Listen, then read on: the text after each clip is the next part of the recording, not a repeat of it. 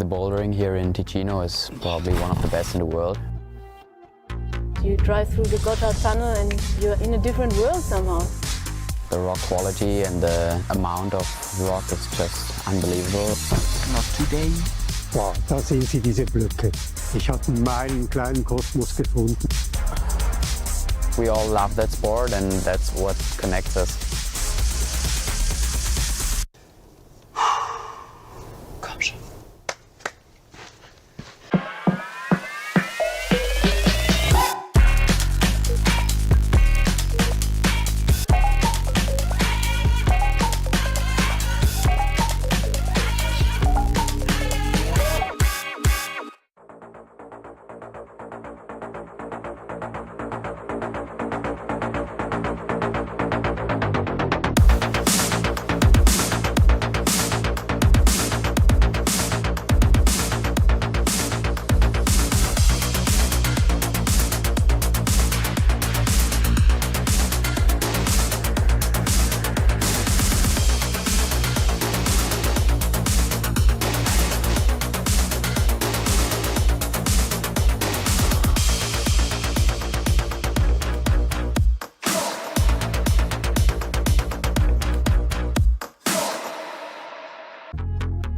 The bouldering here in Ticino is probably one of the best in the world. You drive through the Gotthard tunnel and you're in a different world somehow. The rock quality and the amount of rock is just unbelievable. Not today. Wow, da sehen Sie diese Blöcke. Ich habe meinen kleinen Kosmos gefunden. We all love that sport and that's what connects us. Komm schon.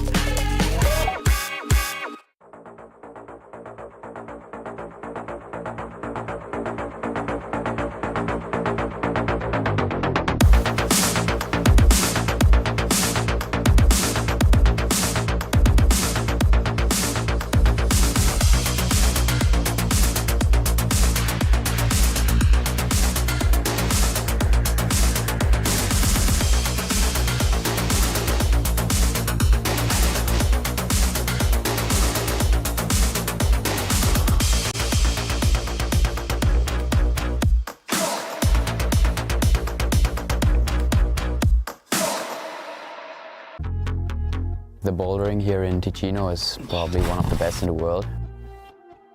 You drive through the Gotthard tunnel and you're in a different world somehow. The rock quality and the amount of rock is just unbelievable. Not today. Wow, da sehen Sie diese Blöcke. Ich habe meinen kleinen Kosmos gefunden. We all love that sport and that's what connects us. Komm schon.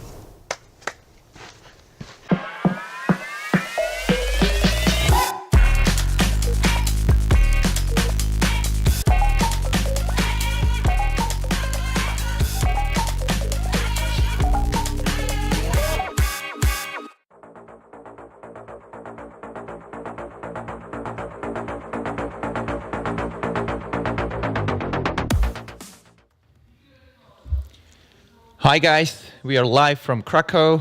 My name is Grzegorz Karolak. I'll be commenting live with Kuba, Jurek.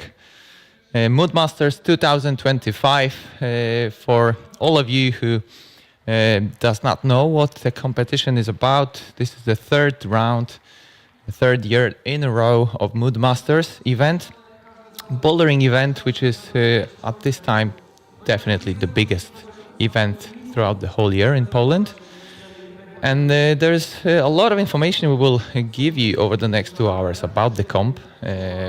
We also have a hidden agenda that we will try to tell you a lot about route setting and sort of people behind the scenes who create competition like that. Because as you may know, for all of you who watch competitions online, there's a lot of people involved in organizing a comp like that. And not only route setters, but also entire staff. And to host a comp which can accommodate more than 1,200, around 1,200 competitors this year, which is extraordinary. Definitely some sort of record when it comes to Poland and competitions in Poland. None of the comp in the past was able to attract such a crowd to come over. And we're talking about amateurs as well, but also really professional climbers from all around Europe, really. And in the past, there were climbers from outside Europe as well. So definitely an event to track, and the event is growing year on year, definitely. And we can expect something even bigger next year, I guess. And on your screens, you can see Andrzej Mechezynski-Victor. This is one of the top climbers in Poland. He used to represent Poland internationally as well. He will be commenting locally on the venue for all of you that are present. And Kuba, you were one of the route setters for this event as well. So we are looking forward to have some of the insight throughout the comp from the route setters' point of view. I'll do my best. We did commentary last year, and we also did the commentary 2 years third year ago. in a row. We are presenting the finalists now. The sixth place, that's Tymon Stafiński and Natalia Bernat. Tymon representing club Cliff Tarnowskie Góry in the South Poland. Natalia is representing UK Warszawa. The second couple that got to the final, this is Maja Cisielska, Łukawo Trójmiasto, and Fedir Samoilov from Ukraine. Fedir came sixth last year, so he knows the competition. The third couple to come out, this is Marketa Janosova and Slava Krasnoperov. Yes, Fedir was sixth 2 years ago, my mistake. Next couple to come out, Barbara Wójcik and Ido Fidel. Ido came all the way from Israel. This is his first time in Poland to compete in that event. And he won Studio Block Masters last year. Yeah, he's that's definitely an accomplished comp climber. So he will want to show his best in front of the Polish crowd. Next couple to come out, Maja Oleksy, Jan Svent. Worth mentioning Jan's performance in the first two rounds, the qualifications and semi-finals, was something to watch. Beautiful style. And that's his debut in the competition as well. First time visiting the gym. And the last one to come out is Bianca Janecka and Edward Gruzitis, and these are the, you could say, veterans. Edwards won the first edition of Moodmasters in 2023. He came fourth last year, so he comes every year. So he knows the wall very well. So in front of you, you have all the finalists now in a usual format, IFSC format. They will have 2 minutes observation time for each boulder. They will obviously climb different boulders, men and women. And there is a clock somewhere. We can't see the clock, but after 2 minutes they will move on to boulder number 2 and 3 and 4. So this is the time for them to get familiar with the boulders. And once they finish this, there will be a short break and we will see the first climbs on boulder number 1 and 2. Kuba, I said in the introduction that we will try to tell you a bit more about route setting and how important that role is from a perspective of, let's say, an event that is a success. Because when you think about organizing an event like that, you have to ask yourself a question: why are you organizing an event? I mean, do you want to select the best climbers, of course, but at the same time you want to put a really good show for the spectators. So when you guys set boulders, and maybe I'll introduce the entire route setting team. This is probably a good moment to do that. The chief setter for the competition was Aleksander Romanowski, and whoever climbs in Poland knows who he is. I mean, he's probably the one of the most experienced route setters in Poland, and one of the very few who hold the international papers, and it has the IFSC mandate to route set, and he was accompanied by a bunch of other experienced route setters, and I will tell you exactly who they were. There was Piotr Suder, Kuba, Jurek, Krzysztof Szalacha, Tadeusz Sługocki, Piotr Schab i Piotr Smaryń. So this is the team, and it's pretty much the same team like last year. I think it's actually they were noticeably smaller than last year. Yes, there were 2 more people last year, but probably worth mentioning that one of us didn't make it to the very end of the setting. yes, Tadeusz Sługocki Suffered got injured. ankle injury while testing one of the blocks. It happens. It's actually the block that we're looking at right now. There might be a bit of confusion for those of you who are watching. We've used the slab wall far on the right hand side and set 2 problems on it. And now men are watching number 2. And as soon as the 2 minutes are up, the men's holes will be taken off the wall and they will be replaced by the women's block. So now you can see the translucent hold, the blue holds. For us right now, I think it's a little hard to see the different problems, but the men have been explained how to read what belongs to their line, and they have a good grasp of it.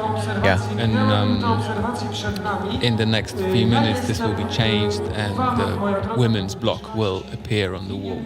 So the blue holds is the men's boulder, and the black holds and the will translucent be the one. But okay. basically, yes. And this was a little trick that we did this year to have more space to work, because comp wall is a massive wall, but if you want to have 8 separate lines in competition style, space is the thing you need in the first place. And in introducing this little space management trick this year, I think we gained a lot more freedom in building lines. So it's cool. I hope it works. We'll know that for sure in a short and moment. they are by no means the same boulder. This isn't like a women's problem is an easier version of the men's. They are 2 completely independent lines. They follow the same sort of pattern of volumes and stuff, but it's independent. So the volumes will stay on the wall, just the holds. Some of them will stay, changed. some will be replaced, but the handholds and the movement and the sequence is completely different. Okay, the competitors are now moving to boulders number 3. And you could catch a glimpse of setters already with their drills in hand. Yeah, they starting to change, yeah. Straight away, they're not wasting any time. 2 or 3 bits of information about the venue itself. Some of you may know, some of you may not, but Mood Boulder Studio is in fact probably the only bouldering wall that has the real proper bakery inside, which is an interesting. You can buy really fresh breads and you get all the nice smell in the mornings. So this is an interesting point of information that distinguishes this wall from all the other walls. Not very often you have something like that. The wall was built by the company T-Wall. T-Wall is a very known brand worldwide, and it's definitely one of the best walls in Cracow to organize a comp like that. Like I mentioned before, almost 1,200 competitors took part. This is huge. The whole competition started on Thursday already, so there were many qualification rounds. In each round, 110 competitors were battling on 50 boulders in qualis. They had 2.5 hours, and there were 2 categories, the relax category and the pro category. So the organizers of the event, they are pursuing this idea that climbing in general carries a lot of emotions, and those emotions that you have when you climb they obviously are different for each person. So some of the people compete for the sake of having fun. Some of the people, maybe more professional climbers, compete to win. And therefore the boulders are different. Obviously the difficulty differs across the 50 boulders, but the pro climbers, they really only compete on the top 20 hardest boulders. The rest of the boulders is, let's say, for the more relaxed climbers who just want to have fun. But if you really want to push hard and compete to win the Mood Master competition and become the Mood Master, then you need to battle the top 20 boulders. And this year, especially the qualification round, the top 20 boulders were way harder than they were last year. We've heard voices after the last year's competition that the qualifications were slightly maybe too easy. The climbers did not expect such a hard final that followed the qualification and the semis. So this year the route setters made sure that the qualifications is not an easy round. I think the format works really in favor of setting harder quali. Like if the advanced athletes only have 20 blocks to try, you can give them a set of 20 and then say 15 or 16 tops will get you near qualifying for the next round. And what it gave us in the end was all problems were topped, but not a single climber topped them all, which was interesting because last year we had, I think, 4 or 5 people sending all 50 problems. So in the end, it's a little bit it's harder to predict what the round is going to bring. So in the end, I think the climbers are just fighting harder to get the top in the bag. It does give the certain flexibility for the competitor to perhaps choose bowler that suits him best and maybe focus energy on topping something that he likes most. But he not necessarily need to top all of the boulders to actually qualify. So in the end, it turns out that you, in order to qualify for the semis, to be in top 20, to compete in the next round, there were even, I think the last spots in the semis were lacking 5 boulders in the qualis. Yeah, I think they were 15 tops and 4 zones. So you could have 15 perhaps tops and 16 tops and still qualify. Yeah. Which is cool because at the other end of this spectrum, you have a round where setting is slightly too easy, and then it comes down to the number of tries. And usually when you speak to the competitors, they complain about not being able to, for instance, burn a go. You know, like if you have to flash everything to qualify for the next round, then it comes down not to how good a climber you are, but how resilient you are perhaps, and maybe how favors slightly different skills than climbing itself. It does test your effectiveness. You need to be very effective and mental resilience. Yeah. I think in the first place you have to be resistant to stress and perform well. But still, who knows, man. These are the challenges that the route setters have when they have an empty wall. They need to come up with a good final round, and they gotta ask themselves a question. Let's be honest. What is the main goal of this final? I mean, we need to put something that will put on a good show, so the spectators, watching the really great competition. But at the same time, we need to make sure we select the strongest climber that's going to win the competition. So it's always like this, almost. Making sure, I mean, the route setter's job is so hard. Some of the people, I think a lot of people don't really grasp how hard it is because there's so much pressure from the organizers that the boulders cannot be too hard, because then it's not going to be great to watch when the climbers are, standing on the mats most of the time. There needs to be ideally we would want to see as many tops as we can. But obviously boulders can't be too easy. Yeah, we can't see topping all the time, and we can't see no top at all, no tops at all. So it's such a thin line between a good route setting and overdid route setting.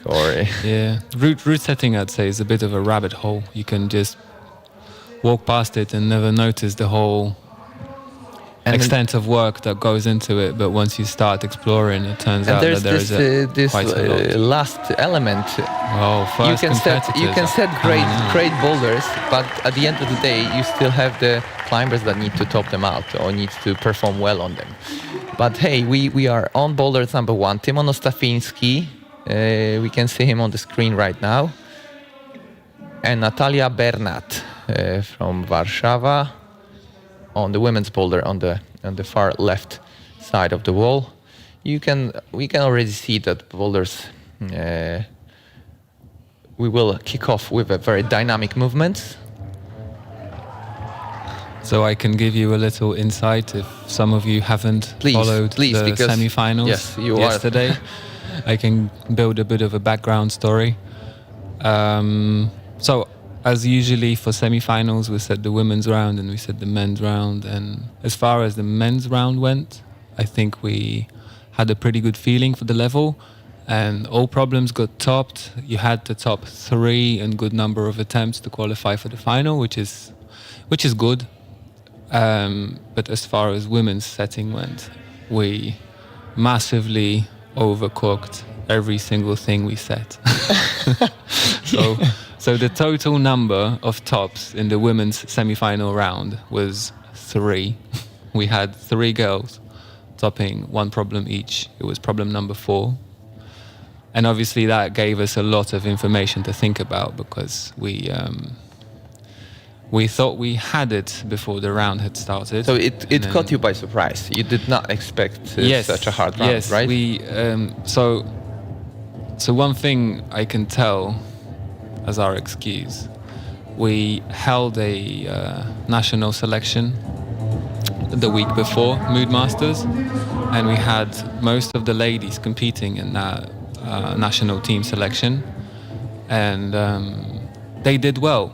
They looked well on the boulders, they topped all the boulders, we set the boulders, so we had a feeling like we have a pretty good understanding of the ladies' level, and they looked like during the team selection event, they looked like they still had a little bit of juice left in them, so we thought, we can set a touch harder, and that touch harder turned out to give hardly any tops in the round. So obviously, but still, I mean, it's still there were 6 different results on top. So the finalists are there. They were chosen. It did render results, but it wasn't a perfect round. And I think mentally it must have been very hard for the girls. So would you say that if I were to ask you, what is the route setter's biggest nightmare? What's the route setter's biggest nightmare? Oh my God. Was that something in my like that? case, well, to be honest, in my case, it would be a technical problem, like a hold falling off the wall, like a blatant... Yeah, so... If I blatantly overlooked something, like I put a hold on the wall but only used 2 screws or 1 screw, and then a competitor would like leap for the top and come off the wall with the hold in hand. Yeah. That would be my worst nightmare. Because I will, throughout the stream, I will keep asking you those questions. Because, like I said in the beginning, I mean, my hidden agenda is to give you, all the people who are watching, the slight insight into route setters' heads. What is the process coming through their minds when they set competition? I think it's a mixture of intention and chaos and improvisation. Like, I think route setters in general aren't particularly organized lot. I think the most creative setters I had the privilege of working with, they weren't the most organized ones. And it's about creating a good environment for the team to work in. Like you have to give them some space for being creative, which is always tricky. Because you have to delegate, I mean, as a chief setter. But at the same time, you have to have a pretty good understanding of what you want from the round to be able to delegate to particular tasks. Because if you just let 4 or 5 members of your team freestyle, you might end up with similar results in a way. Even though the pool of movement is massive, we always tend to go into certain patterns. Yeah, let's just quickly break. Let's introduce the next climbers. We have Maja Ciesielska, Cracow, Trójmiasto, North Poland, and we have Fedor Samoilov, came over from Ukraine. And we already had a glimpse of what the boulders are like. Yeah, we had a glimpse, but not much more than that. I mean, women's number one is proven to be just about as hard, at least judging from the first competitor, just about as hard as yesterday's semi-final. But and on the men's, we can see that there's a complex movement. It's almost like a 1-2-3 move. I think they. So Fedor was close the second try. He was reading. He read the sequence right. His first attempt, he tried to stop on the red hold, which kind of looks pink as I'm looking at the screen, but it's a red hold placed on the red volume. And he tried to stop the swing, but we made some effort to make it either impossible or very hard, and just in order to so that you continue with the movement and stop on the second yellow hold, which is the zone.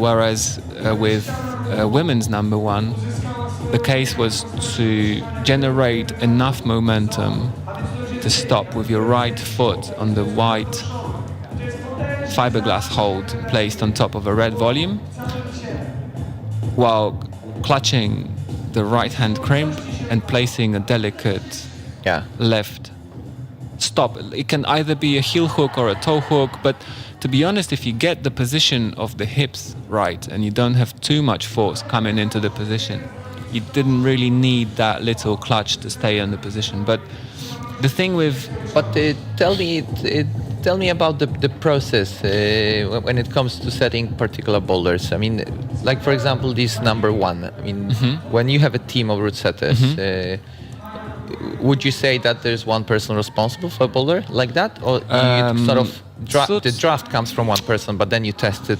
Hardly ever. As a team? How does it work? It changes within the team. Some members prefer to work by themselves, and they can deliver like a problem they can deliver a draft that is very, very close to being an operational boulder. Some setters set a draft, but then it doesn't really work, and then more team members, they take part in the process, and then it really depends. So when it giving particular examples, number one and number two, both number ones, both of these problems have undergone significant changes from what they were at the beginning. Yes, in the test. Did you see? She stopped. She stopped, but this was because her position was perfect. She had just enough momentum to reach the hold. Yeah.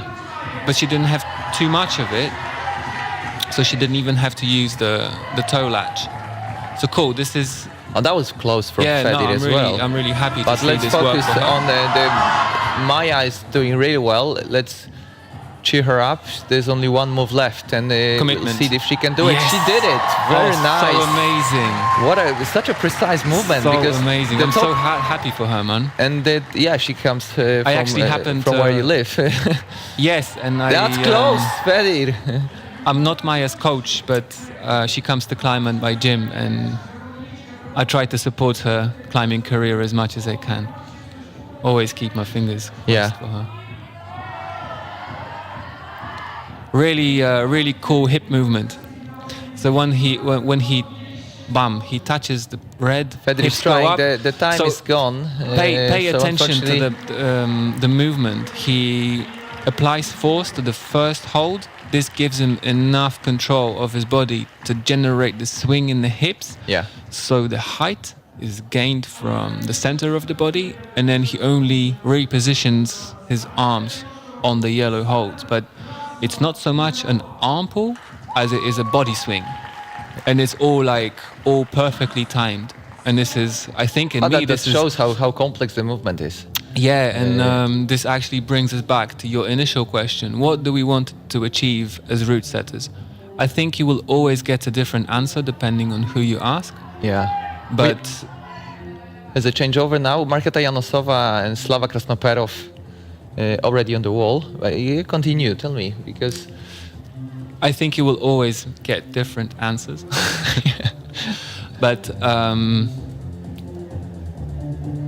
Okay, These two. I but- try to create movement.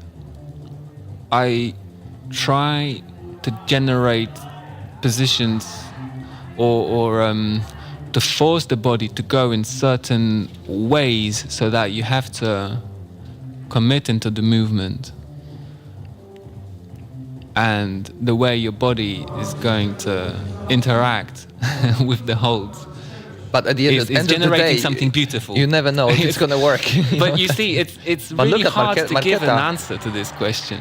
Because it's so complex, the issue, I know. I think there are people who like holds, Yeah. like a specific type of hold, and they pick the hold, and they just want to like set it on the wall. Cool. But I think if you ask setters who have more experience with setting high-level competitions, I Yeah. think creating movement is higher on that list of cool Look things at to do.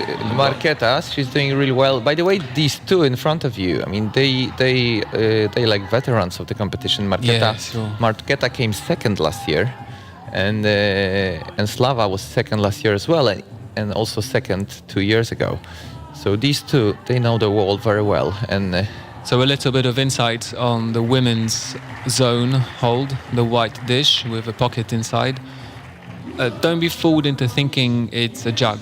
It's a positive hold, But it's not. It's but like the way the hold is the hole is shaped. It's like horizontal.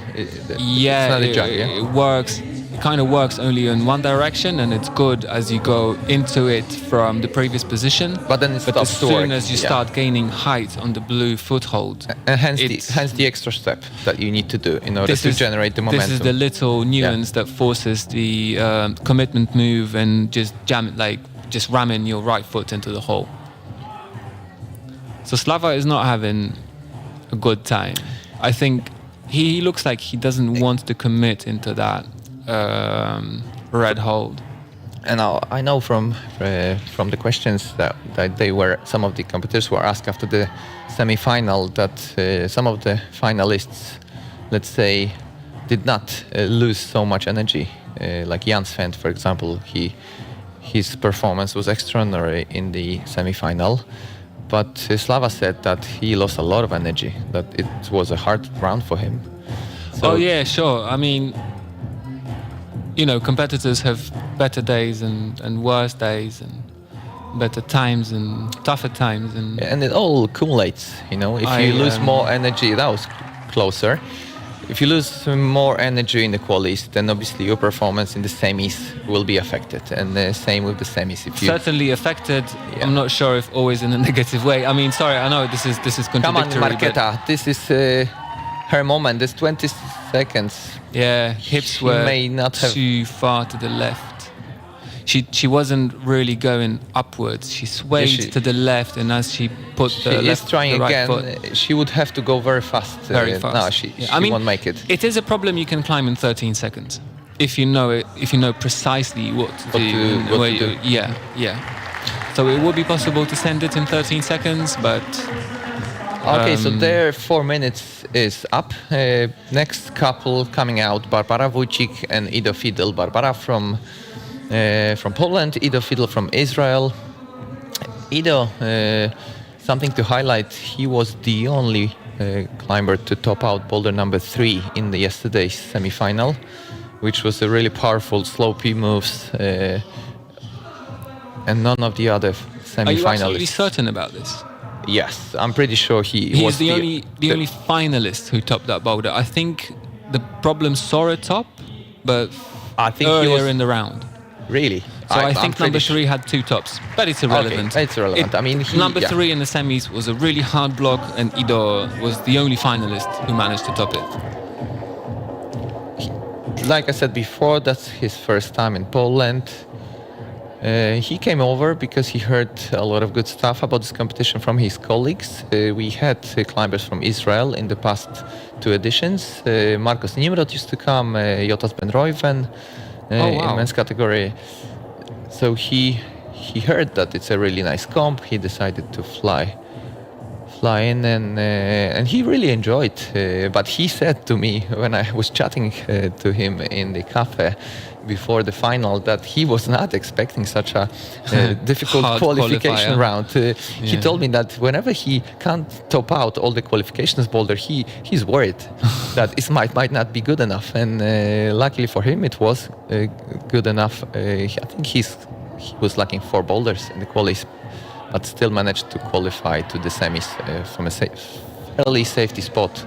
He came 8th or something in the qualification round. Barbara Wójcik trying to tackle the first sequence, and the dynamic. She's got stiff legs. Sorry, I don't mean to take away anything from her, but the way she moves. That was slab, close for Ido. She doesn't really flow with her hips above her feet, and she sort of like bounces off the wall, and preferably you wouldn't want her just to move in one smooth motion. She's Keep taking the a lot chest of straight and just follow the line of the wall, and she's taking a lot of attempts as well. I think it's a little case of one of those movements that when someone executes it, it looks so easy. Oh, she did. Look at that, and She has did different style. She did slightly different than Marketa. Ido almost got it. His legs still need to land on the volume higher up. You can see Barbara doing well, and let's see if she can do the extra step. Oh, I don't think she hit the she right didn't. spot with her foot. The timing was slightly off. She will have enough time to try again. Guys, we already kicked off the comp. I'll just mention who the main judge of the competition is. Is Patryk Bugański. He's making sure that everything happens according to the rules of the competition.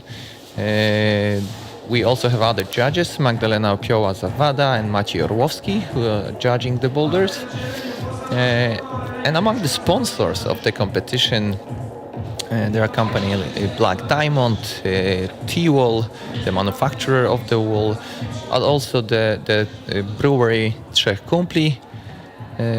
We can try their beers in the cafe. We had a chance to try them during yesterday after party, after the semis. But also companies who supported the competition are companies Tricamp, On Lemon, Agrest, Heartbeat Clothes, Mano, Varapo, Szkoła Komedii, Miejsce Komedii, Oshi. We have Ido sticking the first sequence to the zone, and now there's only one dynamic monster move to the top. Let's see if he can pull it off. He's trying to get the momentum, deciding whether to use just 1 foot or 2. He will go from 2, and there it is. We have a top on boulder number 1, Ido Fidel. Definitely something, the result he expected, and he can safely head to the isolation zone to relax now. This definitely gives him an advantage, psychological advantage for sure. He must know that this is the first stop in the competition, otherwise he would hear people cheering before. So he's happy, he's coming back. And we will welcome now the next couple of climbers, Maja Oleksy and Jan Svend.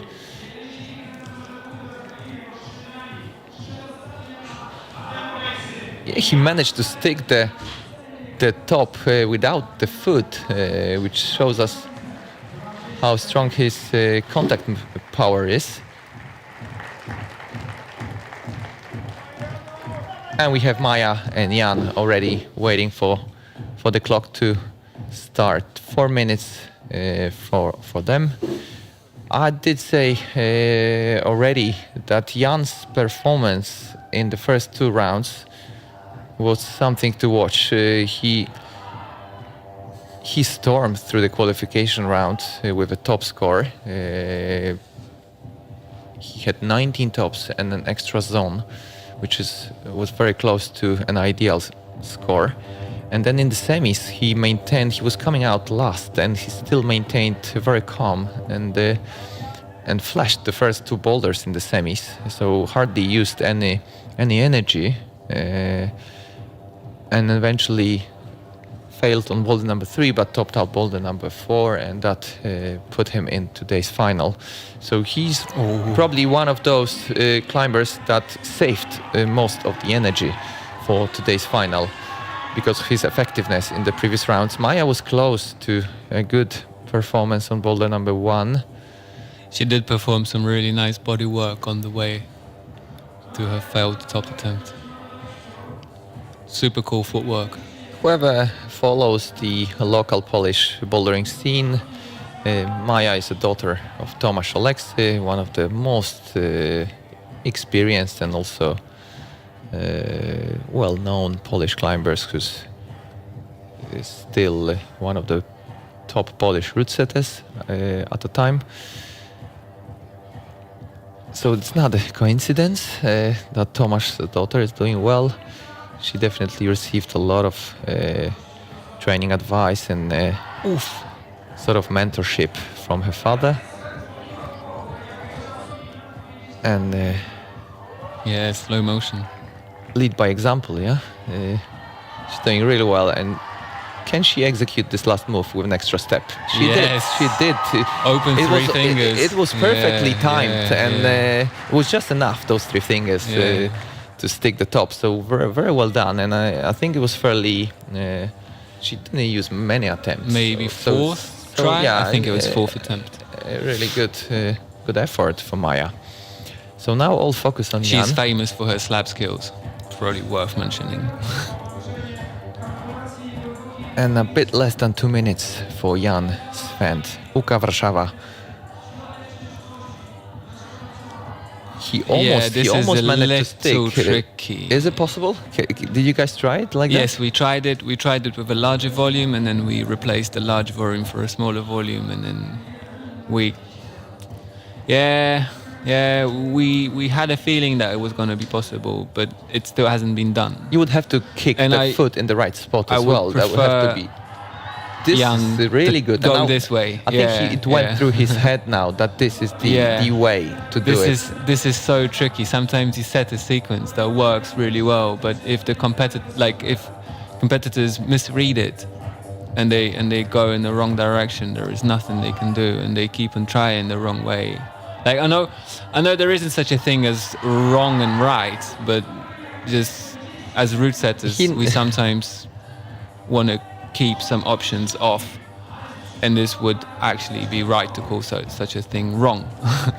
He now I think the difference now, he believes that he can He's do gonna it, do and it you now. can see how much the head helps. mate. I mean, because he knows His body was a little bit too far to the right. I think it really helps if you kill the force landing on the volume while catching yops.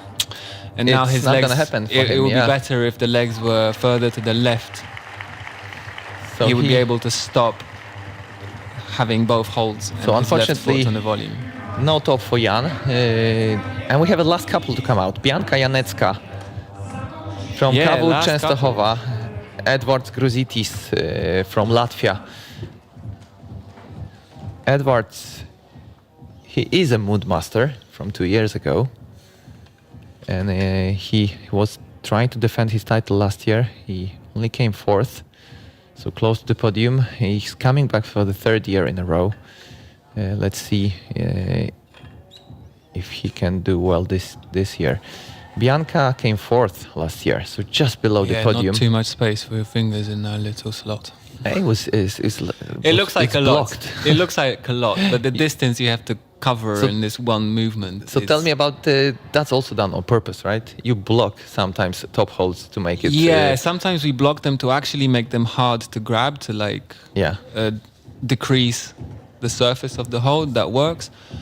And sometimes we do it just to introduce a bit more confusion. So you need to be precise. Just to set climbers off balance. Yeah. Like they can't stay in too much control if they're in. If the setting is mostly oriented on on strength. Yeah. A lot of people have control in their strength, and this is their comfort zone. So I think the role of route setters is introducing as much sort of risk and insecurity into the movements that can be climbed in the given time, so 4 minutes. Like obviously the problems aren't ridiculously hard, because if they had unlimited time to climb them, like a lot of people would climb them. But it's the whole trick is to climb them fast, without consulting with anyone else. Nice. Wow, Bianca. Cool. So you have to be effective. I mean, 4 minutes is not much. You know, how many attempts can you do in 4 minutes? Let's be honest. So well, you can probably have about 5 attempts to get the zone. look how easily Edwards just grabbed this sequence, and now he's thinking whether he should use the both feet or just the left one. Yeah, he's going from the both. He's gonna do it because he's committed. No problem. Yeah. So Edwards stays, let's say, puts himself in a really good spot. He's in a good ahead position of the next now, 3 boulders. Yeah. He can relax. You can see he's smiling. So he's heading to the peculiar way of isolation smiling. zone, and we can all move on now to boulders number 2. Once the cameras will shift, I'll let you. We will have the live results now, the current results after boulder number 1. So we can already see who's leading, and we should see the results for the women as well. But this is still early through the competition, so that's affect to change. There's another 3 boulders. We will have a glimpse of boulders number 2 in a second. I'll let you tell us a bit more about the boulders.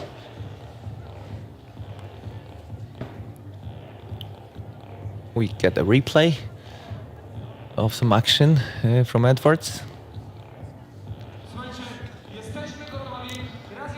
I must say I think the decisions we made on men's number 1 were pretty good. So you're happy with the... Yeah, I think this is what was intended. So when we started setting draft for M1, the chief placed a piece of tape with 1 sentence on it, double into triple, and for someone who's a route setter, it's a sort of obvious sequence. task. Yeah, it's an obvious sequence.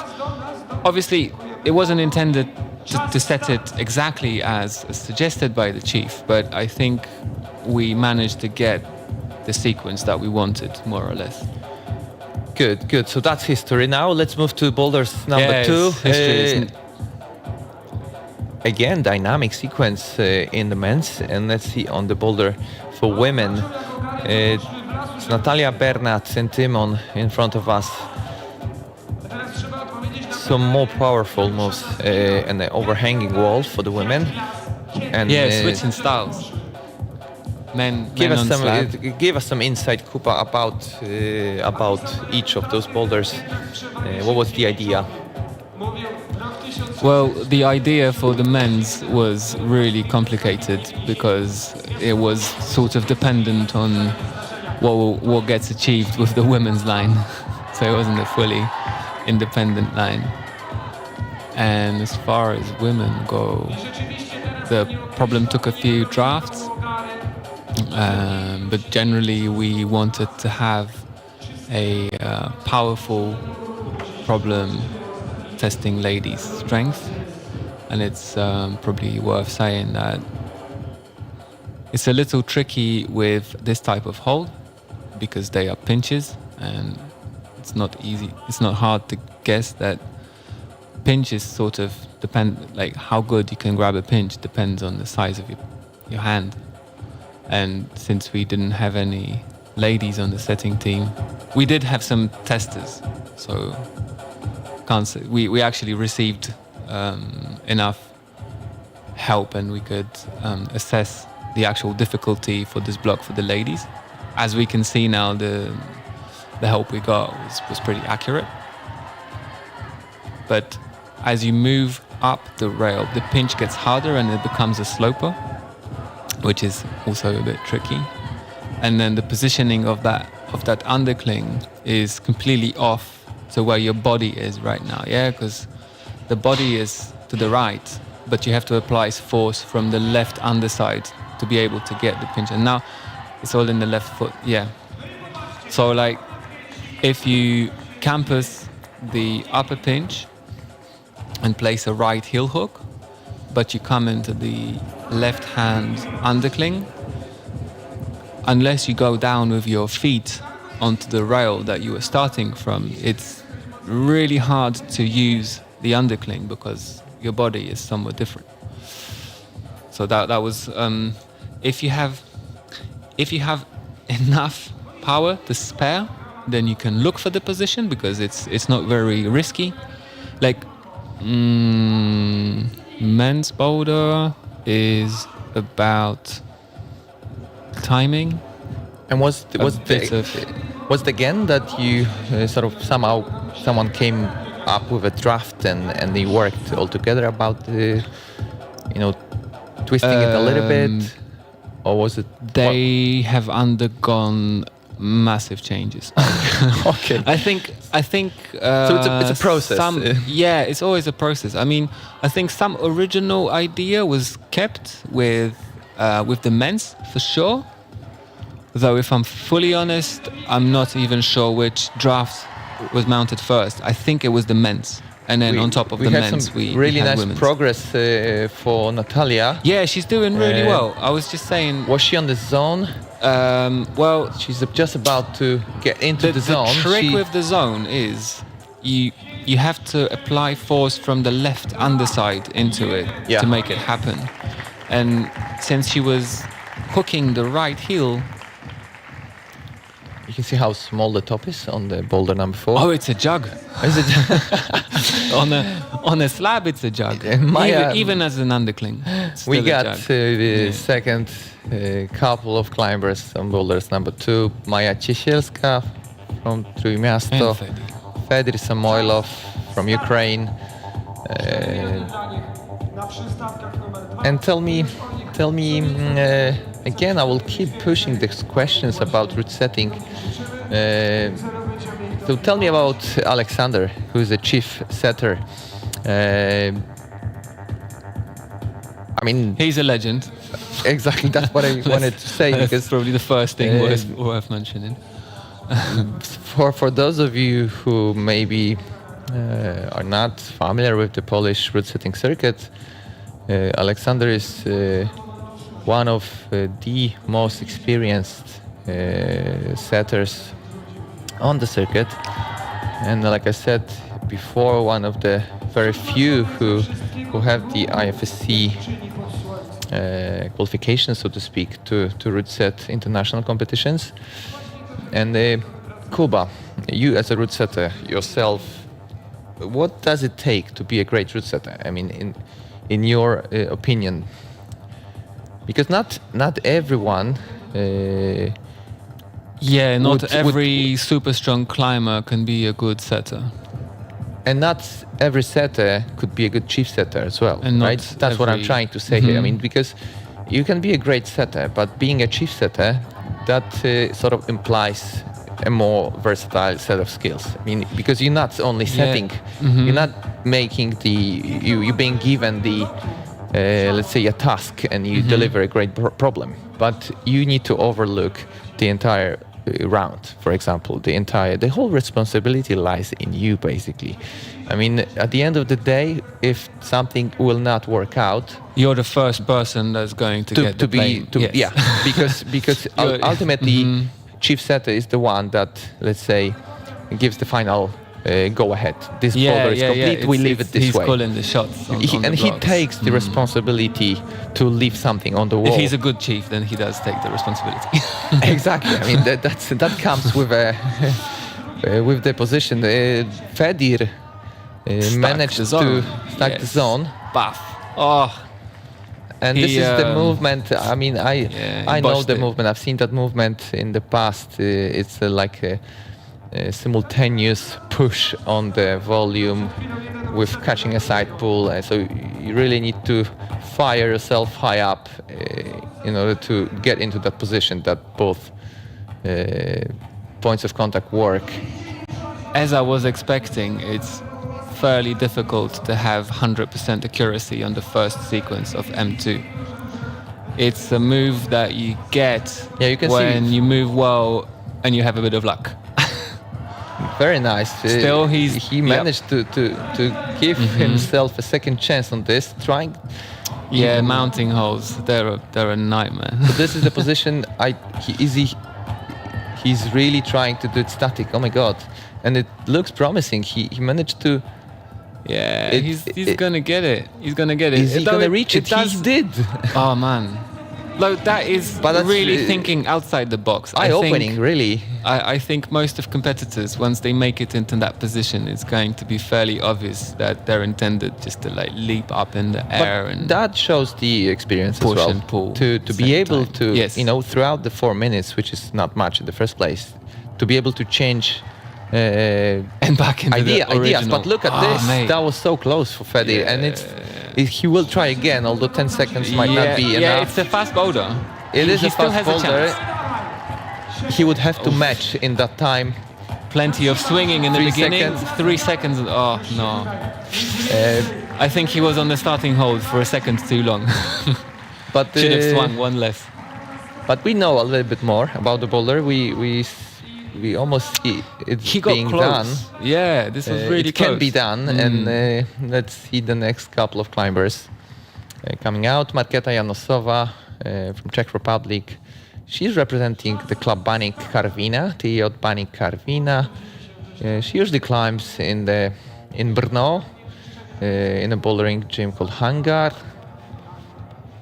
And from what I've heard, she likes to climb on pockets. I'm not sure if she will see a lot of them in this final. I haven't seen many pockets yet. There is a pocket. Is there one? Yep.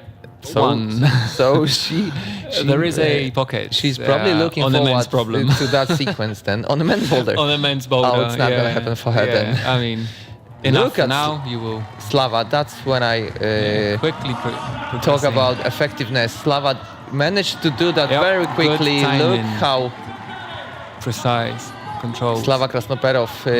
I will just remind you guys that he has been second for 2 years in a row. So his appetite is to finally win the competition. We will see whether he will pull it off this year, but that puts him in a really good spot ahead of the next 2 boulders, because that was a fairly quick attempt. So it must have been maybe a second go. Because I'm not sure, but we will see that on the results. But that was a fairly quick, really good attempt. So that puts him a little bit closer to the result he would expect. Very nicely. Not fully in control. I think he was sliding off the volumes as he was moving sideways. So it's interesting because he must have generated so much force with his arms going from the starting handhold that even though his feet were slipping, he was still moving along the wall. Yeah. Another thing I wanted to ask you about regarding the route setting, and it's almost impossible not to think about last year.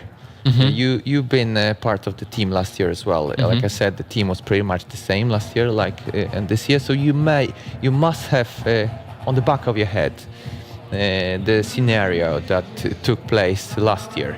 And for those of you who did not see the last year's final, the men's final turned out to be quite hard round. We didn't see many tops, especially the last 4th boulder that was on the slab. I mean, on the vertical slab part of the wall where the second boulder right now that we're watching for men. From last year, I remember it was a very technical feet movement, a complex feet movement on the very bad volumes, which was very tricky. Did you think at all about, let's say, not to take that risk this year? Because that was, from my point of view, that was a fairly big risk to knowing that they only have 4 minutes to present them with a very complex feet movement on bad volumes, and we didn't see many tops there. I think there was only Slava's top on boulder number 4, or maybe 2 tops, but it was a difficult boulder.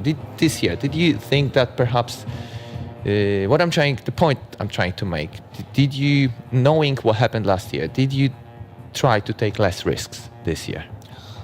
Well, interesting because as you were asking the questions, I was trying to think how to answer it.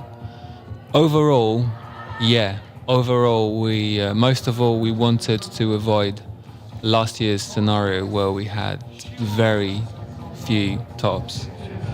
But when it came to making specific decisions, we hardly ever said, "Oh no, let's not repeat last year's scenario." You know, It's almost it's like impossible overall, not to think about it. When Because thinking of the whole round, we had it like, okay, it cannot, by no means, it can be as hard as last year because it was just too hard.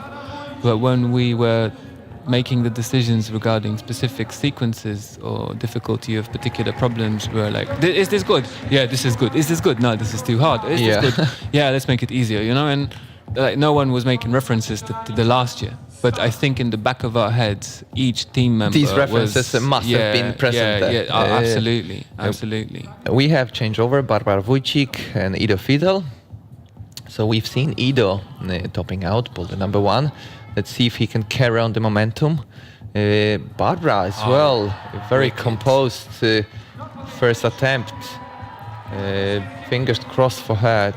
She's moving along that big pinch, and this is looking really good for Barbara, very controlled. And this is the last movement. There we go, Barbara flashing Boulder number 2. What an effort. Almost effortless. Barbara Wójcik. Yeah. And everything changes in this competition so quickly. Fantastic. Early on in the comp still, but we have some tremendous efforts from in both men and women category. Oh, beautiful. Ido learning the movement very quickly. He knows exactly what to do. That was a foot slip. His foot slipped. Yeah, he knew what to do, but it was a foot slip. He will try in a moment, but he knows the first sequence now, so it should be enough time for him to execute that once again and give him a chance. Big to commitment for Basha, out. the last move. Top hold, a sloper. Penultimate hold, a slopey crimp. Yeah. Beautiful rail for the feet, but still, it's not a particularly controlled position and you want to get out of it as soon as you can. I'll tell quickly who's promoting the comp as well. We have the media partners, the most popular climbing portal Spinanie.pl in Poland, transmitting the event live as well on their YouTube website. Ido Fidel, there we go, second top, and he's putting himself in the lead. After 2 boulders, he is a happy bunny. You can see he's smiling. So halfway through the competition, he has 2 tops in the bag. Coming back to the isolation even more confident, and he can now rest and get ready for boulder number 3. Certainly if you win one international comp, you enter everyone that follows with a lot more self-confidence, but also a lot of self-expectation. Yeah. And sometimes it can be a tricky one to play around. Another media partner of the comp is Radio Cracow, who's been also promoting the competition. But the streaming live is being done by the YouTube Mood channel, but also on the Facebook Mood as well. There should be a link to the live transmission. And who's responsible for the lights, the beautiful lights that we can see on the venue? Manufaktura Dźwięku is responsible for making sure that all the show that we're watching is in a bright light. The music, person responsible for the music throughout the event, Maciej Dobrzański, is playing right now the music in the background, but throughout the entire qualification, which started on Thursday already and went through Friday, Saturday, there was a whole bunch of people that were playing the music. They called Outpost Collective, so different DJs were making sure that the proper right vibe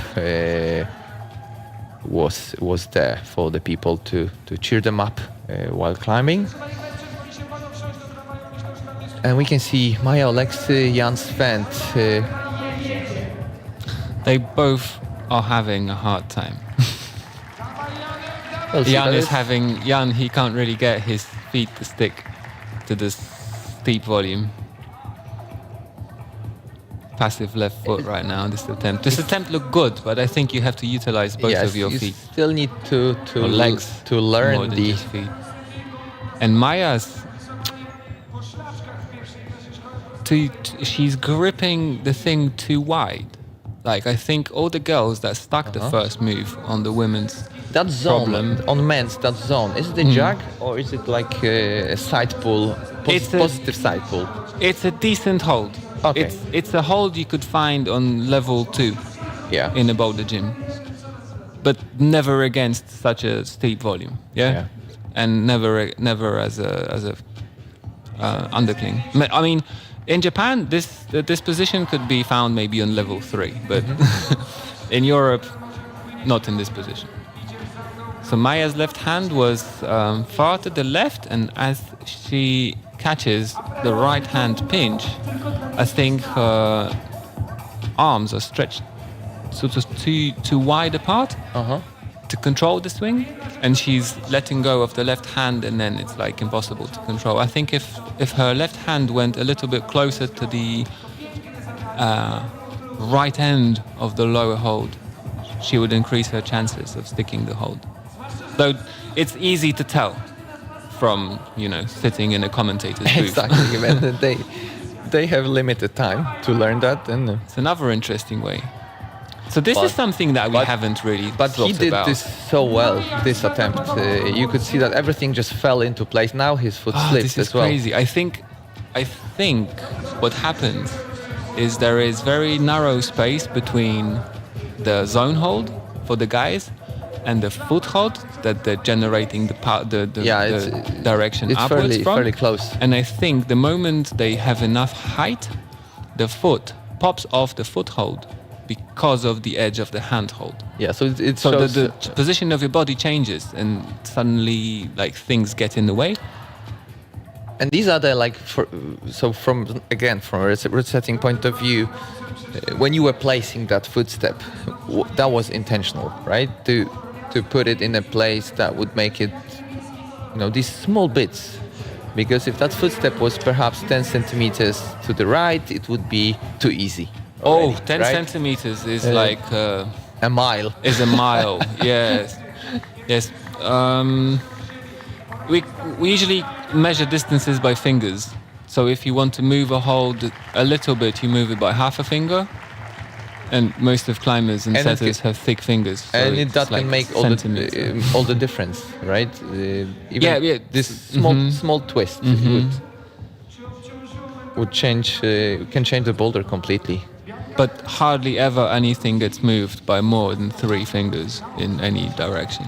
Like 3 fingers off.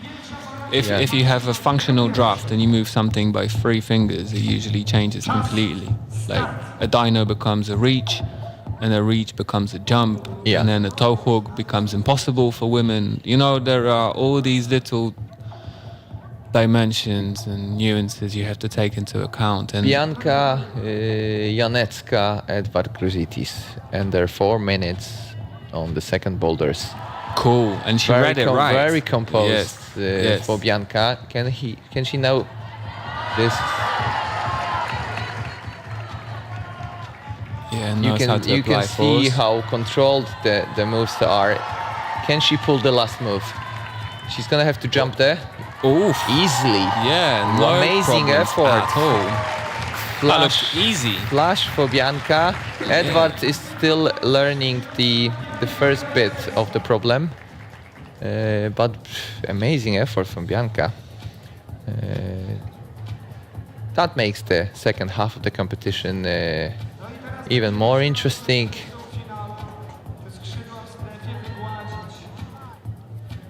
So you were asking earlier, what is the role of a route setter and how do we make decisions? We operate according to guidelines given by the organizer of the event. If the gym wants to have a fun cup, like Easy Riders, which is going to happen very soon, then obviously the setters have to set accordingly to that format. But in order to have a more serious comp, So everyone just yeah. wants to have fun. I mean, both An comps, event like this I would one? say both comps are serious, right? But maybe they are serious for different kind of competitors. I think they vary in the level of seriousness because people that compete in amateur competitions don't really take climbing as seriously as people who, for instance, have sponsors and are, trying to make money, or people that we are watching now, they have climbing is their career. That this is the main goal in life, they take part in international competitions and such. Yeah, for some of them. So definitely. I think it has a somewhat more serious element to it. Yeah. But it was a bit of a sidetrack. And then when we are setting a competition like this one, I think I just want to have cool moves on the wall, innit? Yeah, because this is That's what we want. That's why this discussion is so interesting, because depending on the place you, so to speak, sit. There we go. Edward's looking on the perfect spot to top out. There we go. We have another Fantastic. top in this finals, and now Moving on to number we will 3. move to Boulder's number 3.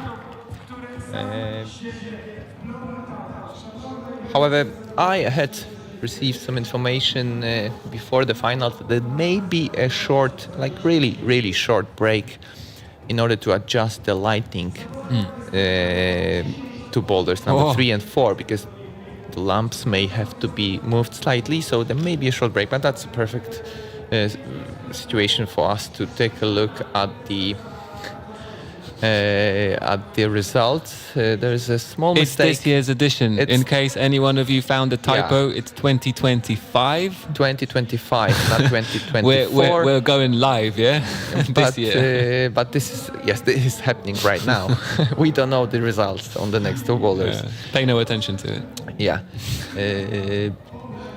So bear with us, stay with us. There might be 2 or 3 minutes break to move the lights, and we will kick off on the boulder number 3. But I'll come back to this interesting discussion. Depending on where you sit, whether you're an organizer, or whether you're a route setter, or whether you're a competitor, or perhaps a spectator, your expectations towards an event like that is different. Is virtually different. If you're an organizer, you would want to have a great show that will attract spectators, and obviously the climbers will have fun and all that. So a great show would be your main focus, I would say. When you're a route setter, I did ask you that question, Kuba. What is the biggest nightmare of a route setter? You did mention that it may be, some volume falling off. I used to do some route setting myself, and my biggest nightmare as a route setter was always the same results. Yeah. And which basically ultimately means that the round was either too hard or it was too easy. If everyone flashes everything, then you can't point a winner. And this is the worst thing that can happen if you have the same results or places exact for. So you have two winners. You don't want this as a route setter. You want each of the results to be different, and hence you put certain random, less percentage movements on the wall to make sure that the competitors at least fall on different attempts, or complete boulders but in different attempts. So you don't want it to be too easy. You don't want the movement to be fully controlled, because they all have certain amount of strength. And if it was only if there was no dynamic movements, it could be. I think it's a little simplification, but I'm happy to expand on this. Yeah, get in. Thing with competition blocks, they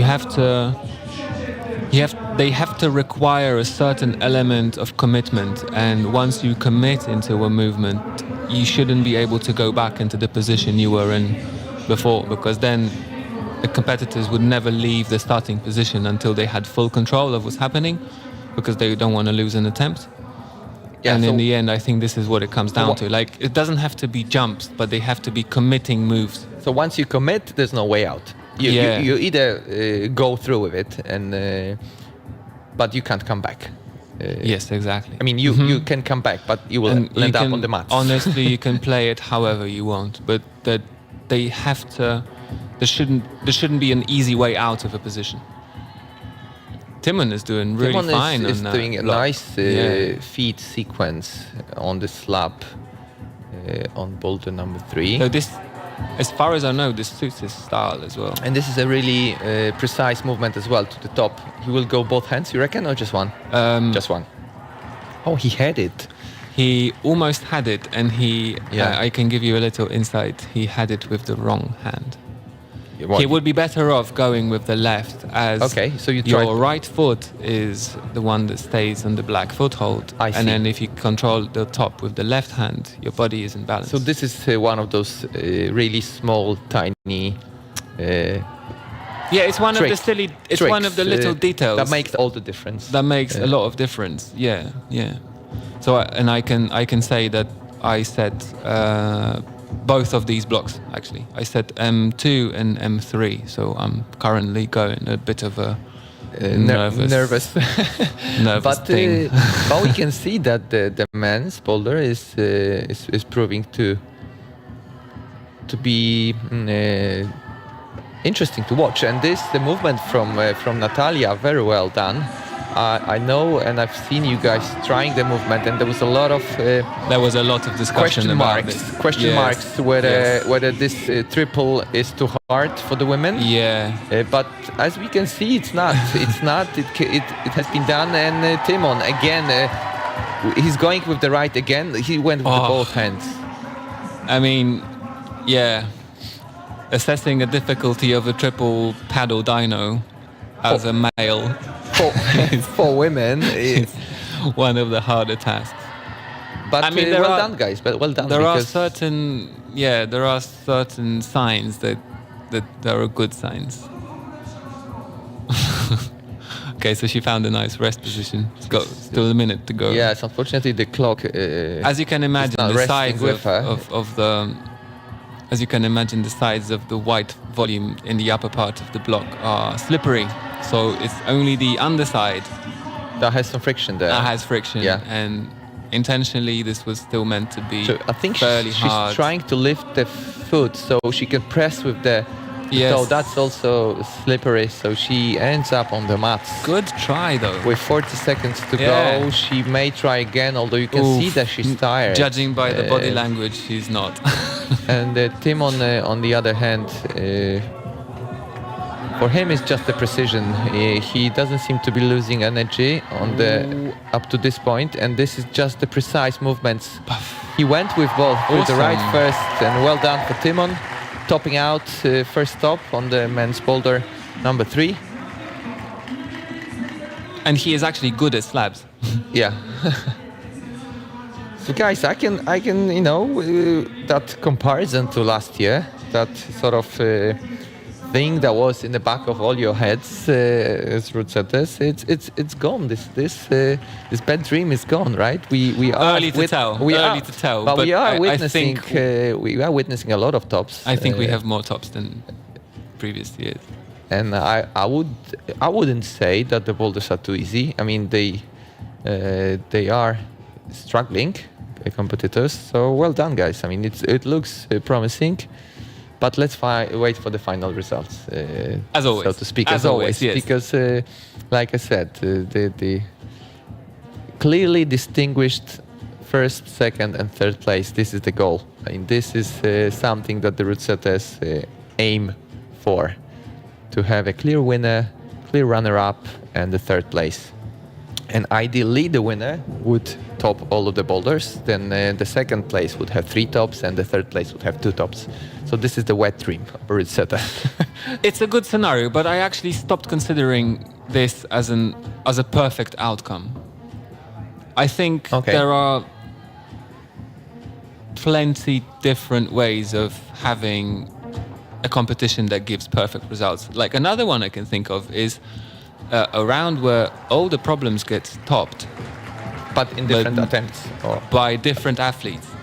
And then you have someone Okay. who topped 3, and then you have another person that topped maybe 2, but did a block that no one else did. And you know, I get what you mean. Yeah, I mean, this so is a more complex, but I think it adds up to the spiciness of the yes, comp. and it's a little bit more unpredictable that way. I think Yeah. I've been, because I sometimes chief competitions as well, not the same format as this one, but also I do chief quite big comps, and I've been aiming for this goal of having the winner gets them all, and then we did that a few times, and then I started thinking, I want to spice it up, you know. I'm tired of having this, like, okay, the winner gets them all, and then second place gets 3 tops and whatnot. So twist up the difficulty a little bit, but and choose a more versatile climber perhaps, who will do 2 out of 4 or 3 out of 4. But let someone else do this one because that's his style, for example. I get your point. Have that, you know, just have some randomness in the round. Yeah, but Because at the end of the day, we have very good intentions and we're trying really hard to make it perfect, but there is some unpredictability and certain slight amount of randomness. Let's see Maya, how they who's also getting very close to that Well, she's position not very good on her where foot. Natalia was So it's a moment ago.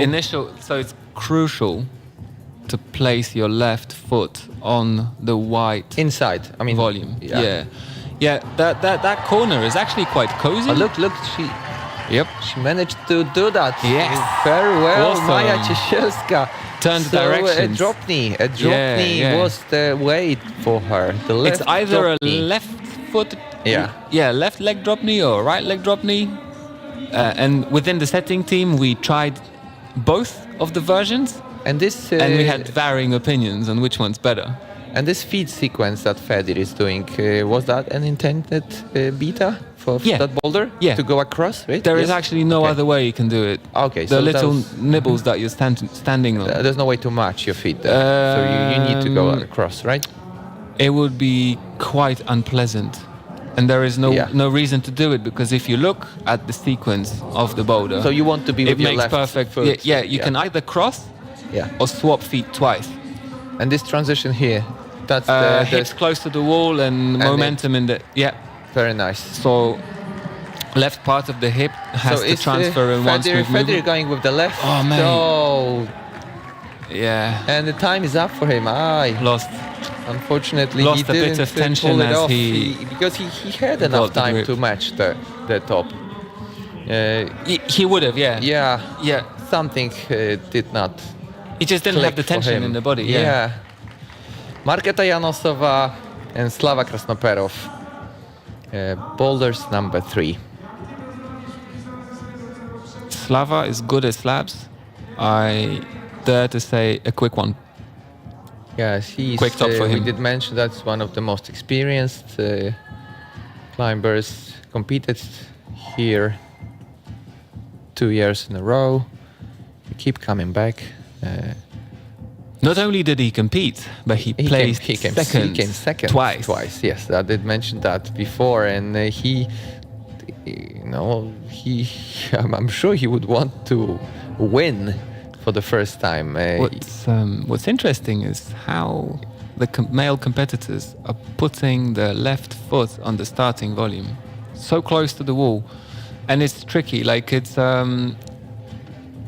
it's a position that's uncomfortable for tall climbers, because you may not know this, you may not see this in the footage, but the wall has a diagonal line going sort of in the middle across it. And the first part of the wall is a slab where the feet are, but the handhold and the M3 sign are slightly overhanging. And if you're a tall climber, the overhanging is pushing you off the volumes. Okay, I get it. Yeah, so an inch difference in your height makes a big difference in how I would you... say from this point of camera view, you probably can't see it, but it can be, it can damage your body position slightly. Okay. But the intention was to move. Oh, his shoes are wet? No, they can't be wet. It would make no sense if they were wet, but the soles are perfectly black, as if he... What is he holding on to? I mean, What is he holding on to? Yeah. It's a cheetah volcano non-existing handhold. Non-existing handhold. Yeah, The handhold is really bad, but it's very helpful to have it and use it in a good way. In the meantime, Marketa is launching for She's the learning. first movement. Yeah. Getting familiar with what happens to the body when you just shoot off for the first volume. And in the meantime, look, Slava, no problem whatsoever. Yeah. This is So I think the this few is attempts he experience, lost, they may cost him a lot. He maintained calmness till the end. Something I saw some Grabbing his grime finger. on his face, as if Yeah. something hurt him. We will know in a moment whether something happened to his finger. Perhaps we don't know. Let's fingers crossed, nothing serious. And now focus on Marketa. Marketa manages to... I had a chat with Marketa before the final. He hasn't done a lot of climbing outside. She told me that she would want to travel more to climb outside. She managed to climb Boulder grade 8A. But when asked what she would want to do, she would want to do more traveling and visit some bouldering areas. She's only 20 years old, so fairly a young competitor from Czech Republic.